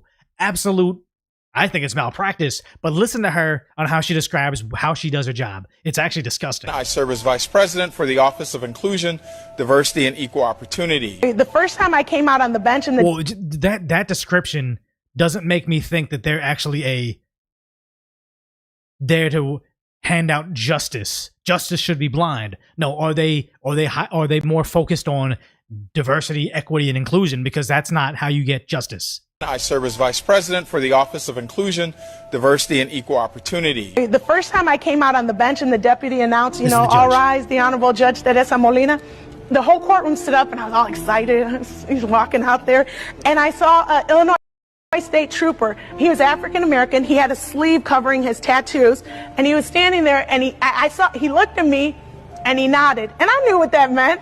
And so I looked at him and I nodded back like, that's right, we're doing this. And it felt so good. It felt so good. So to me, a fine of $354, which is our normal no insurance fine, that's a lot of money. And some of the judges that I work with came from money, so $354 is no big deal. But to most of the people that come to my courtroom, it is a big deal. And so I always offer them the opportunity to do community service. You know, being a Latina in the office, people would tell me, like, don't you feel like you're prosecuting your own people? But there you go. Don't you think you're prosecuting your own people? And she's like, no, because she's made it very clear she does not want to. it's true. There were a lot of, defendants that look like me. However, I had a chance as a prosecutor to make a difference as to what cases come in. I had a chance as a prosecutor to decide what offers were appropriate. Is she dismissing cases based on race? We need to start holding them accountable. Always offer them the opportunity to do community service. And this thing, okay, community service, that's one thing, whatever. But who said over there? Philo Rican saying, definitely not biased. And honestly, I've never gone through it, but I have had friends that have gone through like custody battles. And like, yeah, the judge was a female judge, never looked at me once during the proceedings. Or, oh, she was a female judge and just straight up said, woman should never not have the majority of custody. Like, the biased judges are literally a stain on our system. It's sad because I see this over in Chicago, and this is judges like her that don't want to put in people in jail that look like her because it's diversity, equity, and inclusion is why you have a subway system that not only worst case scenario you get lit on fire and you're fighting for your life in critical condition, you just have to coexist with this. Someone put music on it, but this guy's just there, just punching the gate, just going nuts. It's like, we don't have to live like this. Sad to say, is he harming anybody? No. Is he actually vandalizing the property? No. But does he deserve to be in prison? Does he deserve to be sequestered? Sequestered from society somewhere. Let it be a mental health care facility or a jail. Sad to say, he needs to be locked away. Because me, as a grown adult male, he poses a threat to me, yes. But likely he's not going to try to, like, knock me out. But my grandmother, kid sister, he is a very big danger to people that can't protect themselves. So he needs to be taken away from society, but you have so many of these diversity, equity, and inclusion judges that refuse to actually throw these people behind bars and just put the rest of society in jail alongside of them, because you're starting to see this over here from Chicago. This is how bad it's gotten. The mayor keeps on saying, oh, it's more peaceful than ever. No. If this isn't as worse, as bad as it's ever been, this is a travesty. 1,300 robberies, 5,200 felonies, theft, 16,400. And I'm telling you right now, the murders, the shootings, they're there. You can't really cover that up. Even though they try to get rid of ShotSpotter, so they probably can juke that stat. But the robberies and the felony theft, how many times do you have someone saying, hey, I was robbed, and they say, hey, we'll come to the police station, or file a report online, or anything that's going to make it difficult for you, as difficult as possible for you to report that crime, so they can say, look, the crime was never reported, so you know what? Crime rates are down. Not because there's less crime, it's because the reporting of crime has gone down, and that's, I imagine, even if the crime rates are down statistically, in reality, they're much worse. Well, whether it's the mayor or the police chief, I just be pissed off if I saw those numbers. I mean, enough is enough, Cata. Well, we've been pissed off, and we became pissed off when Brandon Johnson actually took office and, moved to remove police officers from our Chicago public schools. And, we're seeing this violence. We're seeing it being perpetrated with our youth. So we know that there's an issue with youth, and we know that it is starting in the schools. Because once you tell these kids, you know what, you're just kids, we can't prosecute you because, you're just, what was the quote that he had in the very beginning? Where is it? When you tell the kids this, you're giving them a license to do whatever. They're young. Sometimes they make silly decisions. They do. So when they shoot each other in the streets, you call it a silly decision, and then you wonder why they make more, quote, silly decisions. It's a travesty, but what is he focused on? What is he focused on? The thing that Jasmine Crockett says, the Democrats don't ever talk about immigration. Now here he is pretty much making this his focus while there's kids losing their lives in the streets. And today we are signing an executive order aimed at reining in this out-of-control administration. Out of control administration, not the kids in his streets, not the crime, not the murders. That's all under control. It's Donald Trump delivering on his campaign promises. That's the issue. The order establishes ICE-free zones. That means that city property and unwilling private businesses will no longer serve as staging grounds for these raids. It's more virtue signaling because he can't stop those raids. This is like a private business saying the local police can't stage in their parking lot. It's like they're cops. They can do what they want as long as they're serving in like a legal capacity. The federal government can come over, supersede the state government and enforcing federal law. Like, he just doesn't understand basic civics, but it's not that he doesn't understand basic civics. It's just he's virtue signaling to his people because he's too afraid of giving Donald Trump, spooky Donald Trump, a simple win. It's sad, but that's all they have right now. Yeah, the ICE-free zones, in other words, federal obstruction. ICE-free zones mean nothing. It means nothing. Oh, come back with the warrants. It's like, no, they're probable cause are coming in. They haven't been working outside of probable cause before. That's just more Democrat virtue signaling and misrepresenting what's actually happening in our streets. Yes, they do want to destroy America, and it's sad. Yeah, that's totally going to work. No, it is not. Yeah, what are you not interested in saying Chinese have police stations all over America? Is like, yeah, we have a lot of things that are against the law. We shouldn't be doing them. I'm sorry, no, China shouldn't be doing that here, but crime occurs. You would like to think we have like an omnipotent police force to stop all evil, but it just still happens. But now Chicago is saying, well, because it's coming from Trump, we can't allow that. Yeah.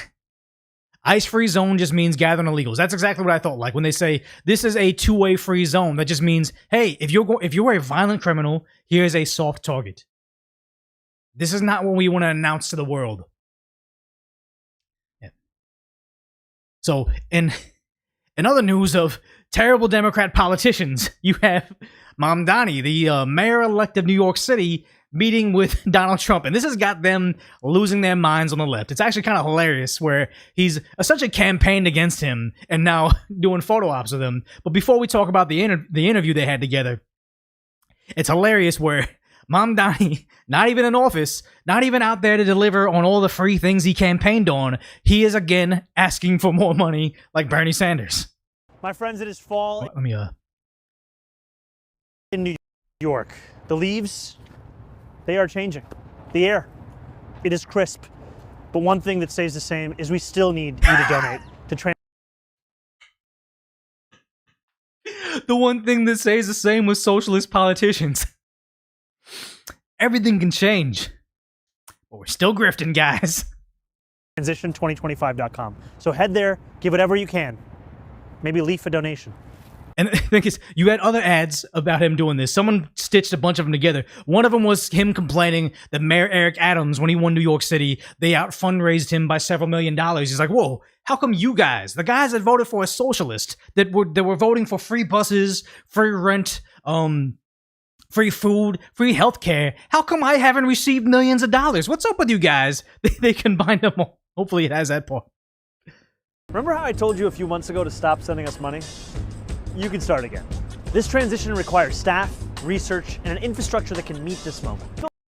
I thought everything was free. Like landlords are evil. Why do you need us to pay for this stuff? It should be one way, government giving to people. Remember who said there's no problem too small for the government to fix? What happened to that, guys? Still asking for your help because we need to raise $4 million in total. So January 1st can be the day we start to deliver, not start to prepare. Deliver? They voted for free shit, not $4 million to you. I hope very soon not to have to ask you for money. But until then, I'm asking. Leaves. That's constantly. So as soon as he's gotten elected, he's asking for money.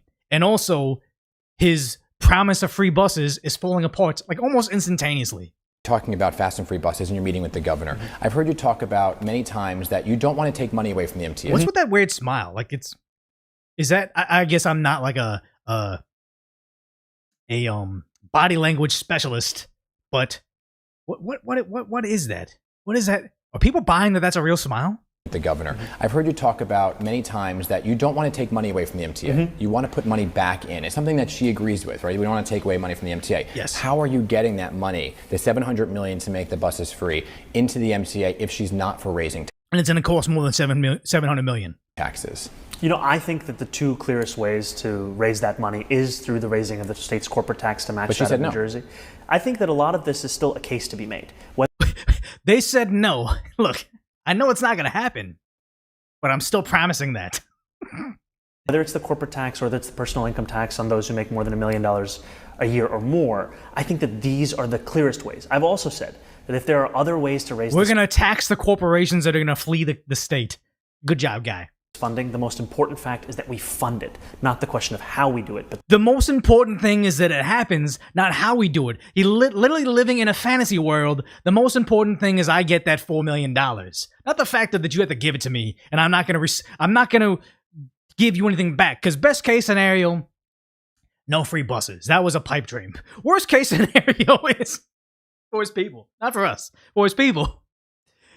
He aligns himself with Donald Trump. This has got to be like the ultimate betrayal for your classic New York liberal, college-educated female saying, I voted against fascism. And here he is like, oh, hey, Trump, we're buddies now. And Donald Trump's even singing his praises. And I'll tell you why this is a good thing.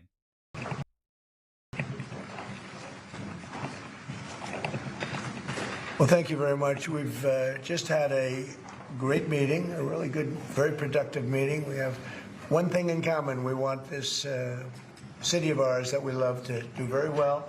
Nothing bad with that. I wanted to congratulate the mayor. He really ran an incredible race against, a lot of smart people. Both of them aren't smart. If Sliwa, I don't know how to pronounce his name. If Sliwa or Cuomo, either one of them were smart, one of them would have dropped out. They maybe would have stood a chance against Mamdani. Neither of those guys are smart. Starting with the early primaries against some very tough people, very smart people. And he beat him easily, and I congratulated him. And we talked about some things in very strong common, like housing and getting housing built, and food and prices, and the price of oil is coming way down. Yeah, so he's saying, the better he does, the happier I am, regardless of party. Some people are like, why is Donald Trump kissing up to Mamdani? It's like, no, the same way I saw President Biden winning the presidency in 2020. I feel like it's like me being a Dodger fan. If the Dodgers signed Juan Soto, I think he's not a garbage player, he's talented. I think he's a garbage player. I don't want him on my team. But if Juan Soto signs with the Dodgers, I want him to have an MVP caliber season. I don't want to say, you're such a bad guy that I want the Dodgers to lose. No, I want my team to win. The same way I want Joe Biden when he got in office. I was like, look, I think he's a terrible person. I think Obama's presidency was terrible. But I want America to be good. So hopefully Biden gets his shit together. He didn't do it, but the same thing with Trump saying, I hope Mamdani does a good job. Because I don't want New Yorkers to suffer. I still want America to win. And the thing is, though, is, yes, that's how you should have your approach to this. You should want them to win. But also, the closer you get to Mamdani, the more his own base is going to turn on him. Because you see this over here. Almost instantaneously, they say, hey, look, Mamdani, you were calling Trump a fascist. Why would you, if he's literally Hitler, why would you sit down and hang out with him all smiling and take a little a photo op with him? If he's so literally Hitler, kidnapping and disappearing people, why are you doing this? He asked about your comment calling the president a fascist, and your answer was, both President Trump and I have been clear about our positions and our views. Mm-hmm. Are you affirming that you think President Trump is a fascist? I've spoken about... That's okay, you can just say yes. Okay, all right. Okay. It's easier. It's easier than explaining it. I don't mind. Trump is just Teflon Don. I don't care. You call me a fascist. Like, I've been called worse things. He's been called worse things. Whatever. And they're all laughing about it. And he's just sitting there hanging out with them buddy. And then here he is as soon as Trump isn't within earshot, just going in on him. And the thing is, though, is no matter what he says here on NBC's Meet the Press, or is this CNN? I forget. Whatever. The Peacock. If he's on this Meet the Press show, doesn't matter what he says here because they haven't seen him here. He can virtue signal all he wants. His base will not forget. NYPD would be the ones to do so. In that press conference with President Trump, a reporter asked you whether you believe that President Trump is in fact a fascist, a word that you've used in the past. You were about to answer, then President Trump sort of jumped in and he said, quote, "That's okay, you can just say yes. It's easier than explaining it." So, Mr. Mayor-elect, just to be very clear, Feet to the fire. What are you going to say? Do you think that President Trump is a fascist? And after President Trump said that, I said yes. And so you do. And that's something that I've said in the past. I say you say it, but you don't mean it. Because if you meant it, you wouldn't be doing this. Again, this sunk him so badly. And that's why Trump sat down with him, sung his praises, because it's a trap. Today, and I think what I appreciated about the conversation that I had with the president was that we were not shy about the places of disagreement, about the politics that has brought us to this moment. And we also wanted to focus on what it could look like to deliver on a shared analysis of an affordability crisis for New Yorkers. You've also said in the what in the world carambula nonsense was that? Past that President Trump has engaged in a, quote, attack on our democracy. You've called him a despot. Do you still believe President Trump is a threat? She's calling him out. It's like, why would you sit down with him if you believe this? And now he has to sit here and lie. To the democracy? Everything that I've said in the past, I continue to believe. And that's the thing that I think is important in our politics. It's damaging to his career. It's letting them know that even though he says it, I still believe it. This is burned into their memory. We don't shy away from where we have disagreements, but we understand what it is that brings us to that table. Because I'm not coming into the Oval Office to make a point or make a stand. I'm coming in there to deliver for New Yorkers. And a few weeks ago, I was asked by... They still need that Fed cash. He's going to want a Fed bailout. And Trump is such a softie, he might do it. A reporter, 3 words to describe myself. I said, New York City.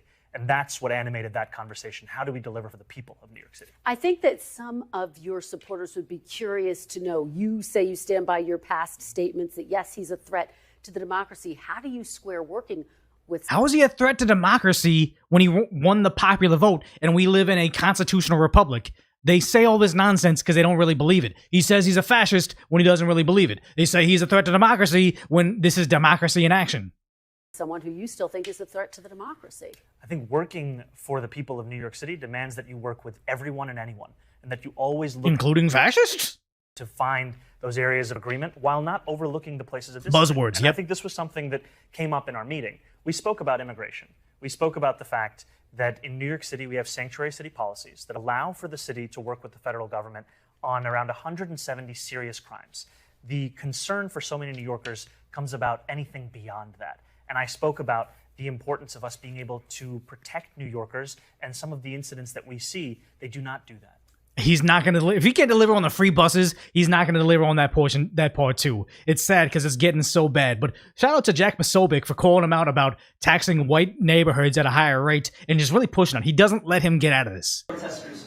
Jack? Mr. President, I want to know one of the policies as well that Mayor-elect Mamdani talked a number of times about on the campaign was shifting the tax burden for property taxes from what he called minority communities to white-based communities and putting more taxes on white people. I also noticed that in your acceptance speech you didn't mention anything about America. He's like, hey, you covered for me on the fascist thing. He's coming in here with hate. Bail me out. And Trump's like, yeah, nah, you answer this one. America or Christians or white people in general, and so I didn't know if that was one of the policies that you guys had spoken about. We focused on affordability. We focused on the cost of living crisis. What I will say is that I am very much interested in property tax reform because what we see right now in New York City is a system that is so carambula nonsense. So inequitable that it can't even stand up in court. And the president and I spoke about the importance of not only building more housing, but also making sure that regulation of housing is something that is manageable to actually get through and not the cause of yet another weight that we see in our city. That didn't answer the question. What the fuck was he even saying? Continuing this idea of race-based property taxes. No, to be very clear, that's what you said. No, the use of the term was a description of neighborhoods, not a description of intent. But he was still going to do it. I don't intend to do it, but that's the plan. So you intend to tax the whiter neighborhoods more? No, we intend to create a fair property tax system because we want a New York City that is not only fair and equitable, but also... What a snake. Well, he's a prime politician. And in front of these guys, it's not happening. In front of those guys, it isn't. In front of NBC, Trump's a fascist. In front of Trump, they're buddy-buddy. It's all slime. Also one that every New Yorker can afford. Terrible, terrible, terrible. But they're buddies now. Look at it. Just look at this. People say 4D chess all the time. I honestly think this is Trump sinking his ship. Mr. Mamdani, does New York City love President Trump? New York City loves a future that is affordable, and I can tell you that there were more. Do they love Trump? They love affordability. There's more of that psychobabble nonsense that he said that he can't deliver on. It's more important that it's a future you can afford than the nuts and bolts of actually making it affordable. He already got your votes, and he's going to get you $4 million too. New York is cooked. More New Yorkers who voted for President Trump in the most recent presidential election because of that focus on cost of living, and I'm looking forward to working together to deliver on that affordability agenda. I got a lot of votes. One more. Go ahead. Yeah, they're buddy. They're so together. And then you have, what is it? Rashida Tlaib? I forget how to pronounce her name, but she's a congresswoman. It's like, what the heck just happened? What happened? I love it. They're going to eat each other alive. Just how, like, when AOC did some sort of meet with Senator Chuck Schumer, and they say, hey, AOC, are you going to run for Schumer's seat in Senate? And they both got, like, indignant. Oh, I would never. No. It's like Schumer saw her in his rearview mirror from a mile away. He knows she's coming for her. That's why he says he's not running for re-election, because AOC's going to take it. There's going to be a lot of infighting right now. But, yeah. We already saw the threat to democracy thing. But it's crazy that, you have this. Just play a small clip of it. But they know what this is. They know it's socialism. They know it's communism. You have a California representative, Young Kim. I'll let her say. She lived through the horrors of communism, and she's speaking truth. Thank you, Chairman. It's such an honor to stand here to strongly support the House Concurrent Resolution 9.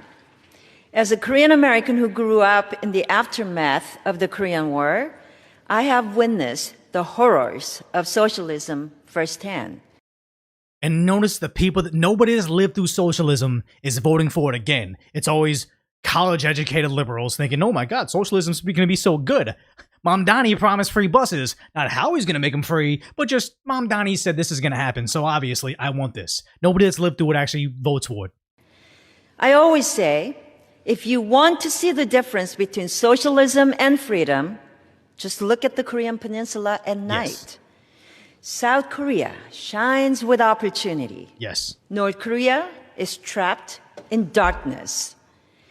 Time and time again throughout history, socialism has led to disaster, starvation, imprisonment, and the death of over 100 million people worldwide. And New Yorkers proudly voted for it. They said hot girls for Zoran. Those horrors. My mother-in-law risked her life crossing the DMZ lines multiple times to rescue loved ones from the North Korean regime. To this day, tens of thousands of Korean families remain separated by a system that tears apart communities and crushes basic human dignity. And here's the thing, okay, you can play the whole thing, but the crazy part is, in California, Governor Newsom wants to silence her, wants to redraw the district lines to make certain that she can no longer be our representative. Anybody that can actually speak out against Mamdani and give us cold hard facts as to why this system doesn't work is now going to lose their congressional seat, because the Democrats are just, they're cheating. Like, initially, Prop 50 was going to say, if Texas redraws their congressional lines, that means that California can as well, to recoup those 5 congressional seats they'll lose to the Republicans in the House of Representatives. They took that out last minute, so now even if Texas, which it doesn't seem like Texas is going to redraw the maps right now because of the federal judge blocking it, but California's still going to do it. They want to get rid of all the people that could speak out against it. It is insane. They've been stealing our votes. It's sad. I think Newsom's career is over just because of the fires and everything that's coming out from it. Yeah. That's the thing, is like Koreazilla says, I'm Korean, thanks Dad that I was born and raised in the USA. It's insane how the left always wants to paint us, oh my God, you're Korean, so the Democrats should own you, not knowing that we're not a monolith. We don't all think the same exact way. Remember Joe Biden, or was it Jill Biden, saying, unlike the black community, the Latino community is as diverse. They're as diverse as breakfast tacos, or something to that effect. Like, the insane thing that they just think they own us by default, but it's like, no, it's like, people that have gone through communism, like the Vietnamese first and second generation immigrants. Those are like the most MAGA people possible because they lived through communism. Like, it's insane they think they just own us. And what was it? Was it Joe Biden or Jill Biden that said the Latino community is like breakfast tacos? It was the most insane thing. Oh wow, Young Kim's 63 years old. Again, looking great for being 63. Me, I mean, I feel like I'm aging more recently. Like, you don't see it, but I have some gray hairs here. My facial hair, if you ever met me in person, my beard is very red, like crimson red. But I'm getting more gray hair, so hopefully I'll age like her. Yeah, Joe Biden said, "You ain't black if you don't vote for me." The fact that he didn't lose, well, he actually did lose a large percentage of black male votes. So yeah. Yeah, X got exposed for being a whole bunch of trolls from other countries. It's sad. It's crazy how like they want to frame it as like, oh, racist, that, you know, we don't want to hear a whole bunch of opinions from people from Pakistan, India, and I forgot what other big country they had over there, but just all these other countries telling us about how American politics should work. It's like, no, they're cosplaying as Americans, saying, I live in Texas, and here's why I think MAGA is done. It's like, no, it's not that we are racist and we don't want to hear your opinion on things. But you're trying to speak on behalf of us when you're not us. That's what was the issue with Reddit. I will read the super chats at the very end of this show because I'm like on so many different platforms right now. So I'll read it at the very end. At China, yeah. Surprisingly, not a lot of bots from China over here. No, it was India, it was Pakistan. I forgot where else. There was another country that was popping up a lot. There was like people pretending to be Americans. Oh yeah, Joe Biden saying, "Look here, fat." Yeah.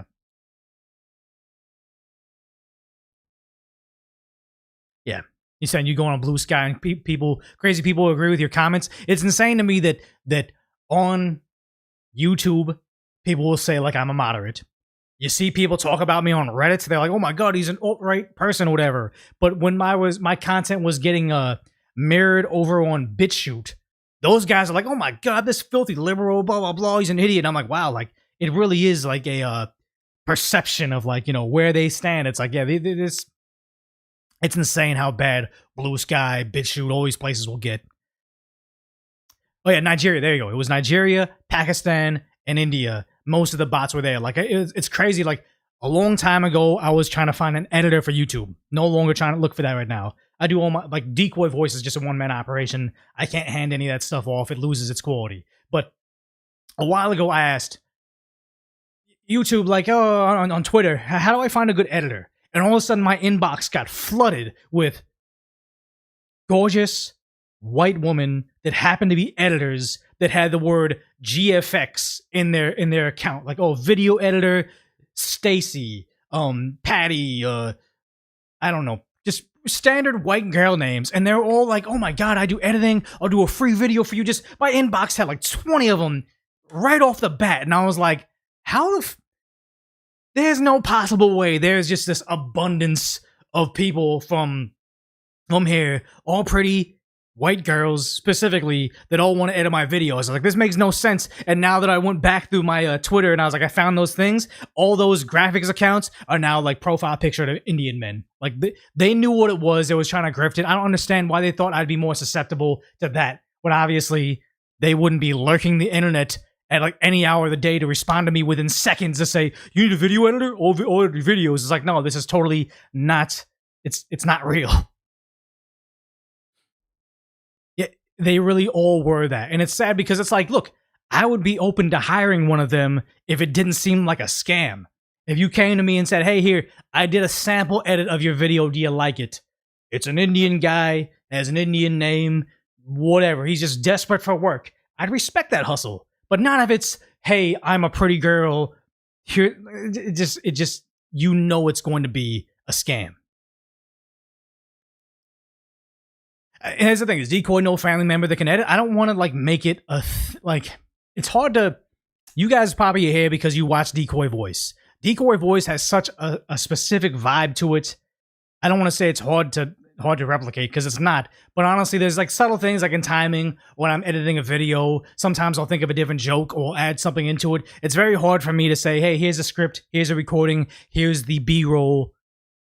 Add this together. People just they get it wrong in weird places. No, here's the thing. It's like, what if it's H1B or whatever? It's like, look, I would want the best talent possible, but sad to say, if English is a second language, you're likely not going to get the timing, the comedy, the social cue, like the social references. It's not going to work. Yeah. All right. So last topic today before we get to super chats is Hasan Piker. I don't know if this is a real image. Is this a real image, chat? Did he really sit down with President Xi? I'm guessing his wife. Chat, is this real? Like I can't. Because if this is real, at this point in time, this was just full on propaganda. Is it fake? You think it's real? Is it wax figures? It does look like wax figures. Oh, did he sit down? If he sat down with wax figures to take a picture, it almost makes it worse. Because then he didn't sit down with somebody to have a speech. He's just sitting there. So maybe he's just trolling. Okay. So maybe Hasan's just trolling here. But then he's not trolling with his post talking about put it on Mabubu. I don't know if he's making a meme about Labubu, but he's at the horse races. And someone zoomed in right here saying that he put down $4,000 and made, I think, $40,000 on a horse. But the idea of this is the guy that said, make the rich pay. Like his whole shtick is socialism, champagne socialism. Oh my God, the rich are bad. And here he is flexing, making $40,000 at the horse races. Now, the funny thing is, wait, oh, I don't have, here it is. The funny thing is his chat is going nuts on him because he went to the horse races and it can be perceived as animal cruelty. There are certain aspects of horse racing that they do that are pretty horrendous to the animals. It's sad, but there's a humane way to do horse races. There's like, you know, you can treat them right, especially if it's like a thoroughbred. It could be fine, but his audience is turning on him, which it's sad to think that they're drawing the line at horse races, at him just attending a horse race, not even partaking in it when he is. I think it's likely. I believe he did shock his dog. Maybe he didn't. We don't have proof. But the idea is on stream, most people believe he's just been electrocuting his dog to keep it in place. Now it doesn't sit there mysteriously, but they're drawing the line of him going to horse races. Absolute insanity. But again, that's why we're on Twitch, because I feel like there's going to be a lot of disaffected people looking for other places to land at. But now they're saying, hey, look, even if this is trolling, even if these are wax statues right here, here he is singing the praises of China because of Star Trek. I wish I was joking. You said something interesting because, you know, I was born in the Soviet Union, so we both have direct experience of socialism in various shapes and forms. You talked about, well, there's positives and there's negatives. So is there a country that's done socialism the way that you like? I would say that if you love socialism so much, you should have that answer on the tip of your tongue in the chamber. The fact that he doesn't and he's struggling tells you everything. I am hypercritical of all forms of governance, including the American one. I think that's not a... He said, what part of socialism works? He started talking about America. There it is. A surprise to you guys, right? And literally living and sitting here on paradise. And in that same vein, I think like there is critiques to apply to all forms of governance, even socialist ones. Yeah. And again, the whole thing, like when he was in China, he's like, hey, look, there are criticisms you can make about China. He didn't make any, but he says there are criticisms. He's saying there are criticisms you can make about socialism. Not going to make any. As far as like getting closer to what I think has been relatively successful, because if ultimately the point of government is to improve the material conditions of all people to the best of your ability. It's not... No, it should be of getting out of the way of people. Always going to be perfect, but when you are getting, I don't know, the poorest people, the poorest of the dispossessed masses out of a situation where they were servile, the landed gentry, or they were peasants from an agrarian society, or they were dominated by the landlords, but then ultimately they were able to to come into nonsense. Good God. Modernity and become like a powerhouse, an industrial powerhouse that is competitive with the largest superpower on the planet. I would say if that's the point of good governance, and I think you guys might agree with me on that, I would say China is probably the... How much abject poverty does China have that he's just conveniently ignoring? How much, I wouldn't say fascistic, I would say communism. How much silencing of dissenting voices, throwing people in prison, like how much of that, or what is it? I can't even think of the word right now. It's so, but how many humanitarian atrocities are occurring over there? And he's saying, you know what? That's okay because it's China doing it. If anything that China did was happening in America, he'd be throwing a fit. But because it's China and he wants to go there, it's okay.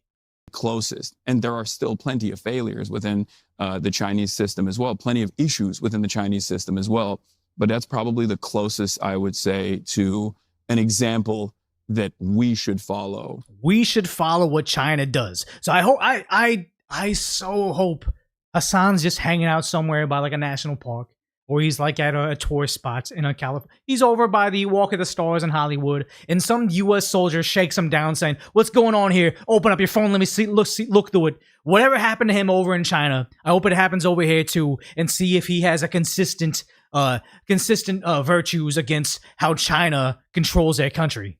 And lessons that we should learn from. This is something that I talk about quite a bit. Ironically enough, we only utilize some of the most repressive elements of Chinese governance here in the United States of America, especially in the second Trump administration, and none of the good stuff. I would like to know what exactly he's referring to there. We don't have any high-speed rail. We don't have any even development. Okay, so in the socialist utopia that is California, all the tax dollars being collected, Newsom's been promising this high-speed rail. Has it been built? If it hasn't, then obviously it's not working. There is seemingly nothing to look forward to in America in terms of economic prosperity, in terms of... Look at this. They're literally sitting in a paradise overlooking the city. He has a multi-million-dollar mansion. I forgot how expensive his vehicle is. I believe the chain he's wearing is Louis Vuitton. He has his always decked out in designer gear. And he's saying nobody's doing well economically. Overall health of society in terms of scientific achievements. And I think a lot of younger people also feel the same way, where they prey on the people that don't understand the world, that haven't actually had life experience, because they know they're too naive to know socialism doesn't work. Feel like there's nothing to look forward to here. And I'll give you guys an example from the UK. I remember seeing this TikTok of this guy that goes around and is like asking young British people, would they serve in the British military? And I am not even remotely nationalistic by any measure. I don't care about those sorts of things.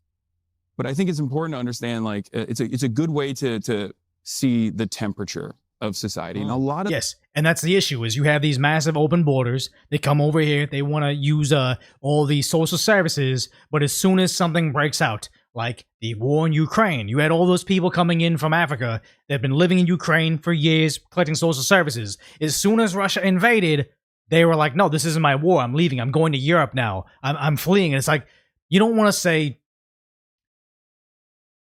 you need to die in our wars to live in our country. But also, you cannot have a large population of people that will drain on your resources, but will not stand up for that country that's giving them their resources. It's just incompatible. The young British people were like, no, why would I fight for England? That's an issue. But yeah, I guess I just overlooked it. But the portion where he said, you know, what do they do stuff? It's like Star Trek. Or maybe it was a different video. Was this? Actually, no. It's a different video where he said the best version of socialism is like in Star Trek. And it's like, yeah, that's... If your best case scenario for why your system works is a utopia that they literally can beam together food, maybe your system isn't as successful as you think. Yeah, same interview, different clip. I'm not going to pull it up right now. I feel like we're like 2 hours in right now, and I still need to get to the super chats. And thanks, Neobach Truck, saying if you like and subscribe if you like the channel. So let's go ahead. We're gonna first hit the decaf decoy super chats, if there are any at all, because you guys don't need the super chat. We're perfectly fine. If you guys see ads during the videos, that's enough for you to all the support I need. Let's go to the live over in decaf decoy. Let's get to some super chats over there.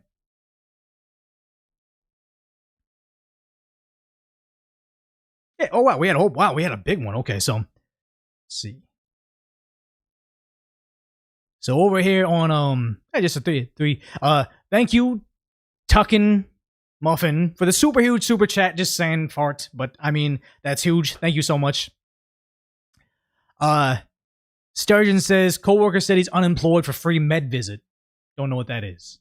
It's probably what we were talking about in the moment, but thank you for that. And the Tangy Man says Greasy Gavin is the fascist. Yeah, everybody seems to forget Gavin Newsom is constantly complaining about how much of a fascist Donald Trump is. But remember during COVID, all the lockdowns he was trying to do, it was very fascistic of what he was trying to accomplish inside the state. So yeah. Let's see. Wait. I'm looking at the wrong thing. I'm trying to look at Twitch. I've never been on Twitch before, so let's try to figure out how to get to them. I saw people were gifting things on Twitch. How do I find that? Creator dashboard, probably? Creator dashboard. Where would I find it? Because I saw that people gifted things. Alerts, maybe? No, not that. Activity feed. Where's my activity feed? Analytics. Not that. Community. Activity. There it is. Oh, I did not run... I didn't run scheduled commercial breaks. I still haven't figured out Twitch. So it's not that. Monetization? No. No, my activity feed just shows when I ran ads. I did not mean to run ads. Clicked on the top of the chat banner. Oh, so I go back to my channel. Go to my channel. Stop this. Community. Chat setting, no, not that. Mod view, shield mode, channel points. Okay, not drops. Dismiss that. Stream chat. Oh, wait, notifications? No.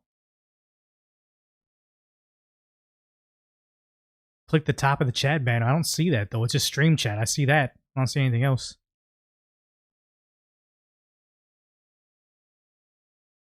Scroll to the top of the chat. It's not there. It's just community. It says who's here. That's it.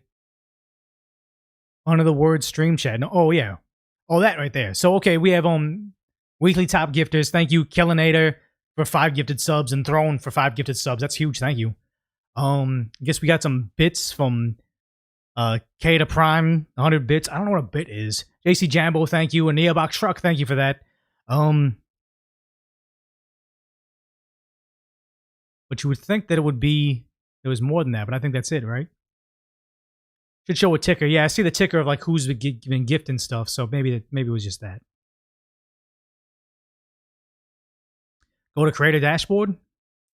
It only shows the top 3. Okay, so Creator Dashboard, there should be something, maybe in like monetization, like who's...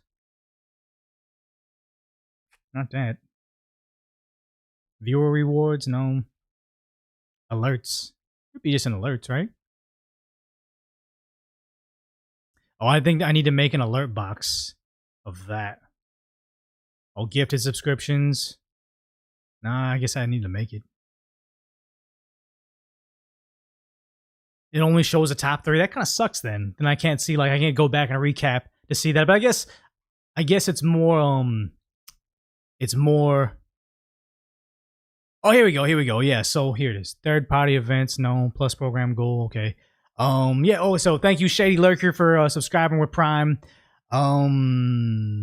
Meister GN for your Prime sub, thank you. Throne204 gave 5 community subs, thank you. Yeah, JC Jambo gave me some bits. Tomzer became a member for 1 month at tier 1, thank you. Buzzkill gave me the Prime sub. Killinator donated 5 Prime subs. Neobox Truck gave me some bits. Foolish Us gave me a Prime sub. Thank you. The Real Barbits and also Killinator became tier 1 subs. Thank you. Hot Sausage gave me a Prime sub. Nearbox Truck more bits. Casey's Back gave me a tier 1 sub. Thank you. Troglodyte became a tier 1 sub. We have a Hype Train. What is a Hype Train? Does anybody know what a Hype Train is? I've seen it. I saw what was it? The girl that was on MXR Plays. She did like a Hype Train stream. Was it Hype Train? It was a subathon. I don't know. A lot of stuff that's on Twitch that I don't understand quite yet. Gifted subs in a row. Okay, that's pretty cool. That's pretty cool. Thank you. Uncle Big Bad became a channel member. Chimer Shadow became a Prime sub. Thank you. Nearbox Truck with more bits. I had a Hype Train. X Viper with a Prime sub. MC Yeet with a Prime sub. Thank you. These Prime subs are huge. Thanks. If you guys haven't already, if you're on, if you have Amazon Prime but don't watch on Twitch, I'm, at twitch.tv/decoy. You can give me like a free $5 a month subscription just with your Amazon Prime account. You just attach it, say you want to subscribe. Doesn't cost you anything because you already have Amazon Prime. So I appreciate that. Kata Prime with the bits. Smiley 3D with the Prime sub. Thank you.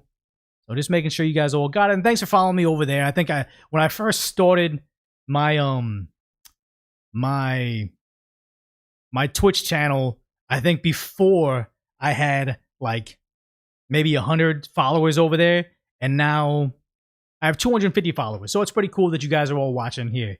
So let me go over to, I think the only thing else I have to, no. Let's see. Where are my, do I have, yeah, no gifted things over there. So let me just go head over to Decoy Voice, because I feel like that's where all the activity's probably going to be, and I don't want to miss you guys over there. Oops.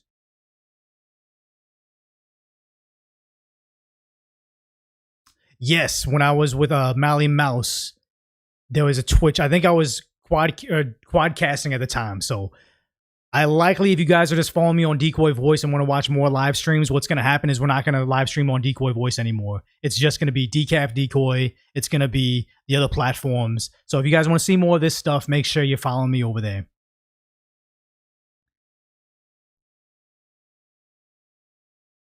Oh, wow. Okay. Well, we got a lot of these right now.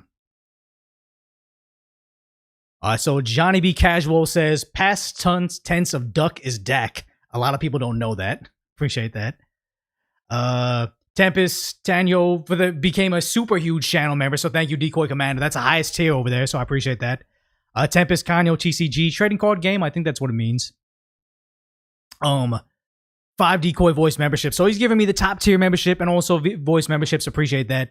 KG says, keep doing what you're doing. You've been on fire lately. Yeah, I feel like we've kind of been on a nice little vibe of like covering the serious topics. I do want to cover some like not so serious topics later on, but we'll get there.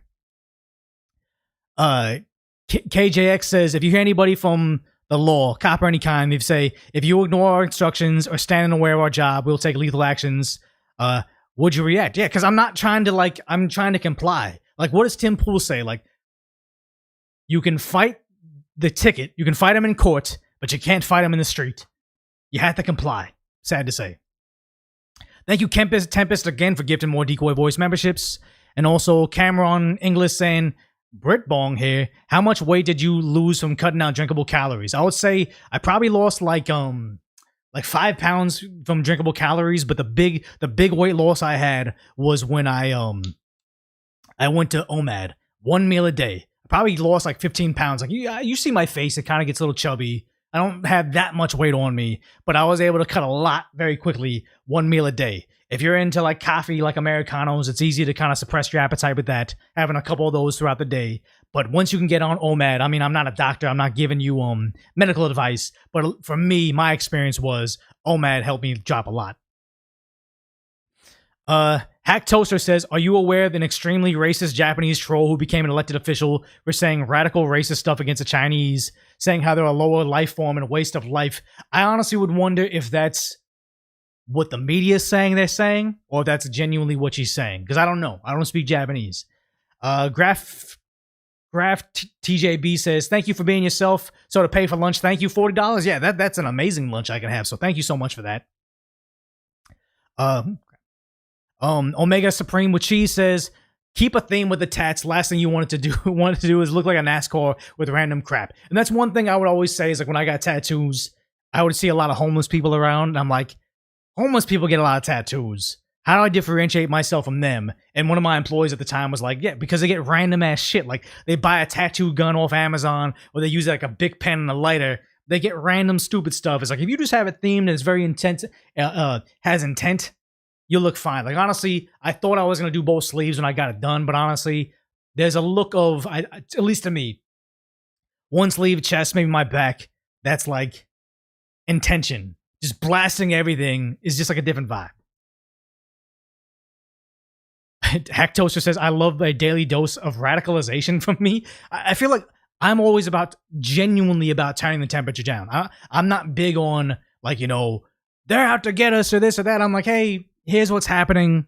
Let's look at the facts. Let's look at some video ourselves and just be regular people. Like, we're not super against the left. We're not going to attack them or whatever. Like, I always use the example of, if you ever go to 24-hour fitness and play a game or pick up basketball, I'm certain you're out there playing the game, having fun with people that have very, very different political beliefs than you. But you could still sit back and have a good time because the world isn't the internet. Massive Doge says, this summer Decoy voice speaks in a regular voice. I mean, this is my regular voice. It's just not what it is on Decoy voice during the videos. You know, that's the movie preview voice to keep people into it. Yetified Growth says, love the channel. Keep up the good vibes, brother. Thank you so much. Johns9652 says, there's only one VTuber I follow. He does it to stay anonymous. He calls himself Nuxanor and actually clips you sometimes. Yeah, Nux, he's a cool guy. He watches my channel all the time. So he seems super, super nice. The Airbox Truck says, like and subscribe, support Decoy. Thank you for that. Omega Supreme with Cheese says, yo, the best is the British Broadcasting Company from the UK trying to be politically correct, has a patois filter on their stories. It's actually hilarious. I was not aware of that. Also said, deport them all, thick Latinas get saved. I remember there was a meme, and they said, if the only thing we got from other countries was like, you know, thick Latinas and petite, pretty Asian girls, the whole liberal left would think of this very differently. And I'm like, yeah, it's a meme, it's funny, but how true would that be? Drop Barracuda says, the right of the people to keep and bear mace. I mean, being able to have self-defense is one thing. Go out there and buy bear mace, especially if you live in an area that has bears, because they can end you pretty fast. But buying bear mace to attack federal officers should get you thrown in prison instantaneously.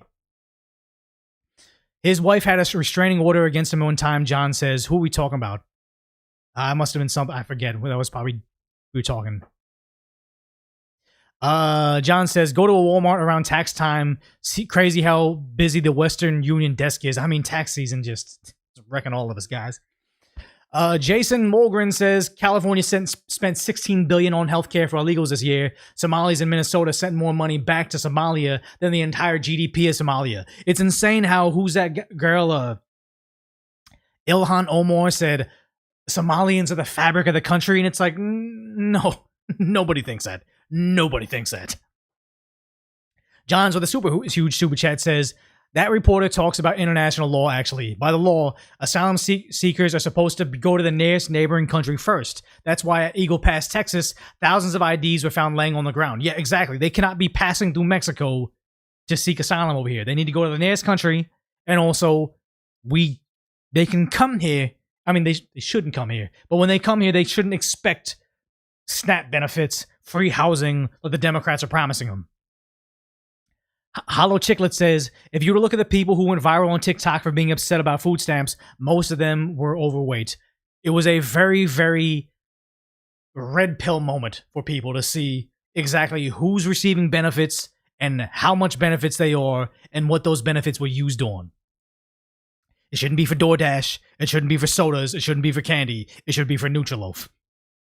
Omega Supreme with Cheese says, once those SNAP and WIC pennies go away, they'll go back to pre-inflation pricing. Win-win. I don't know what this means. I'm too old, guys.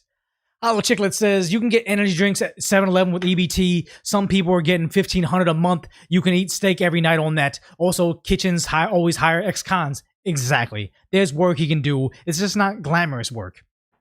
And also, I always talk about the Food for Less that was near me was just nonstop. Any hour of the day, you can find somebody out there willing to sell you food stamps for like pennies on the dollar. And even like me, when I was younger, they're like, hey, look, I'll buy you liquor if you just, buy my food stamps off me. And it's like, it was a messed up system. It was broken. Cody Hole says, life is a gift and God is good. Thank you for that very much. Redonk says, sometimes they make silly decisions. A silly decision is the silly decision. So anyway, I started blasting, and he's talking about in Chicago where the mayor says, these kids make silly decisions after they just murdered another kid at a peaceful meetup. Omega Supreme says, less police, more social workers, go full player versus player server. New York City's about to find out. All these cops resigning again, even after the COVID resigning. New York City's about to find out. Cody Hall says America's all we have, and it's true because I forgot who said it, but they were talking about how if the Korean government falls, America's going to bail them out. If a tsunami hits Haiti, America's going to bail them out. If the American government falls, nobody's coming for us. There's no aircraft carrier that's going to help, rebuild. We're done. That's it. That's all the free world. That's the only free world we have left. America. Unwanted Ghost says, those who refuse to learn from history are doomed, and people are just repeating it right now. It's true. Cody Hall says, united we stand, divided we fall. Yes, it is. And then also Cody Hall says, he looks like a bad divorce. I don't know who he's talking about. Thank you, Bite Deity, for the super huge super chat saying, are you aware of the ID age verification? Laws have been rolled out across multiple countries. It started in the UK, but seems to be adopted at a rapid pace in other countries. It is frightening that politicians think doxing yourself is okay. It's all going to be to bring in social credit. Anything that's digital ID related, it's going to be used as a social credit score for us. That's why they're trying to start to add it to Apple devices. Port your ID on your Apple device. The same thing. Port your Vax card on your Apple device. It's all bad. Cody Hall says Vance 2028. I hope so. Hopefully he doesn't disappoint us during his vice presidency, because if it's not JD Vance, I don't think we have anybody else on the roster. Omega Supreme says rooftop-based Koreans from rooftops to Congress. Thank you.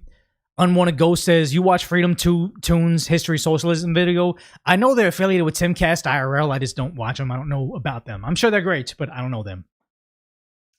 Guy says, very telling to use Star Trek as an example of the perfect socialist model. That means perfect socialism is science fiction. Yes. 100% yes. The most dumb statement from a dumb socialist. Exactly. If the only example of this thing working has to have science fiction in it, you're done. Gene Roddenberry's buddy was a creator of Scientology. L. Ron Hubbard should tell you volumes of the wellspring of why the 21st century's messed up. I don't know this. Sorry. Dragon Slayer says, ahoy decoy. Mrs. Slayer and I were blessed to welcome Lizard Slayer number 3 to the world this weekend, sharing some blessings. Oh, congratulations, you have a new kid. So yeah, that's awesome. I think that's pretty much it.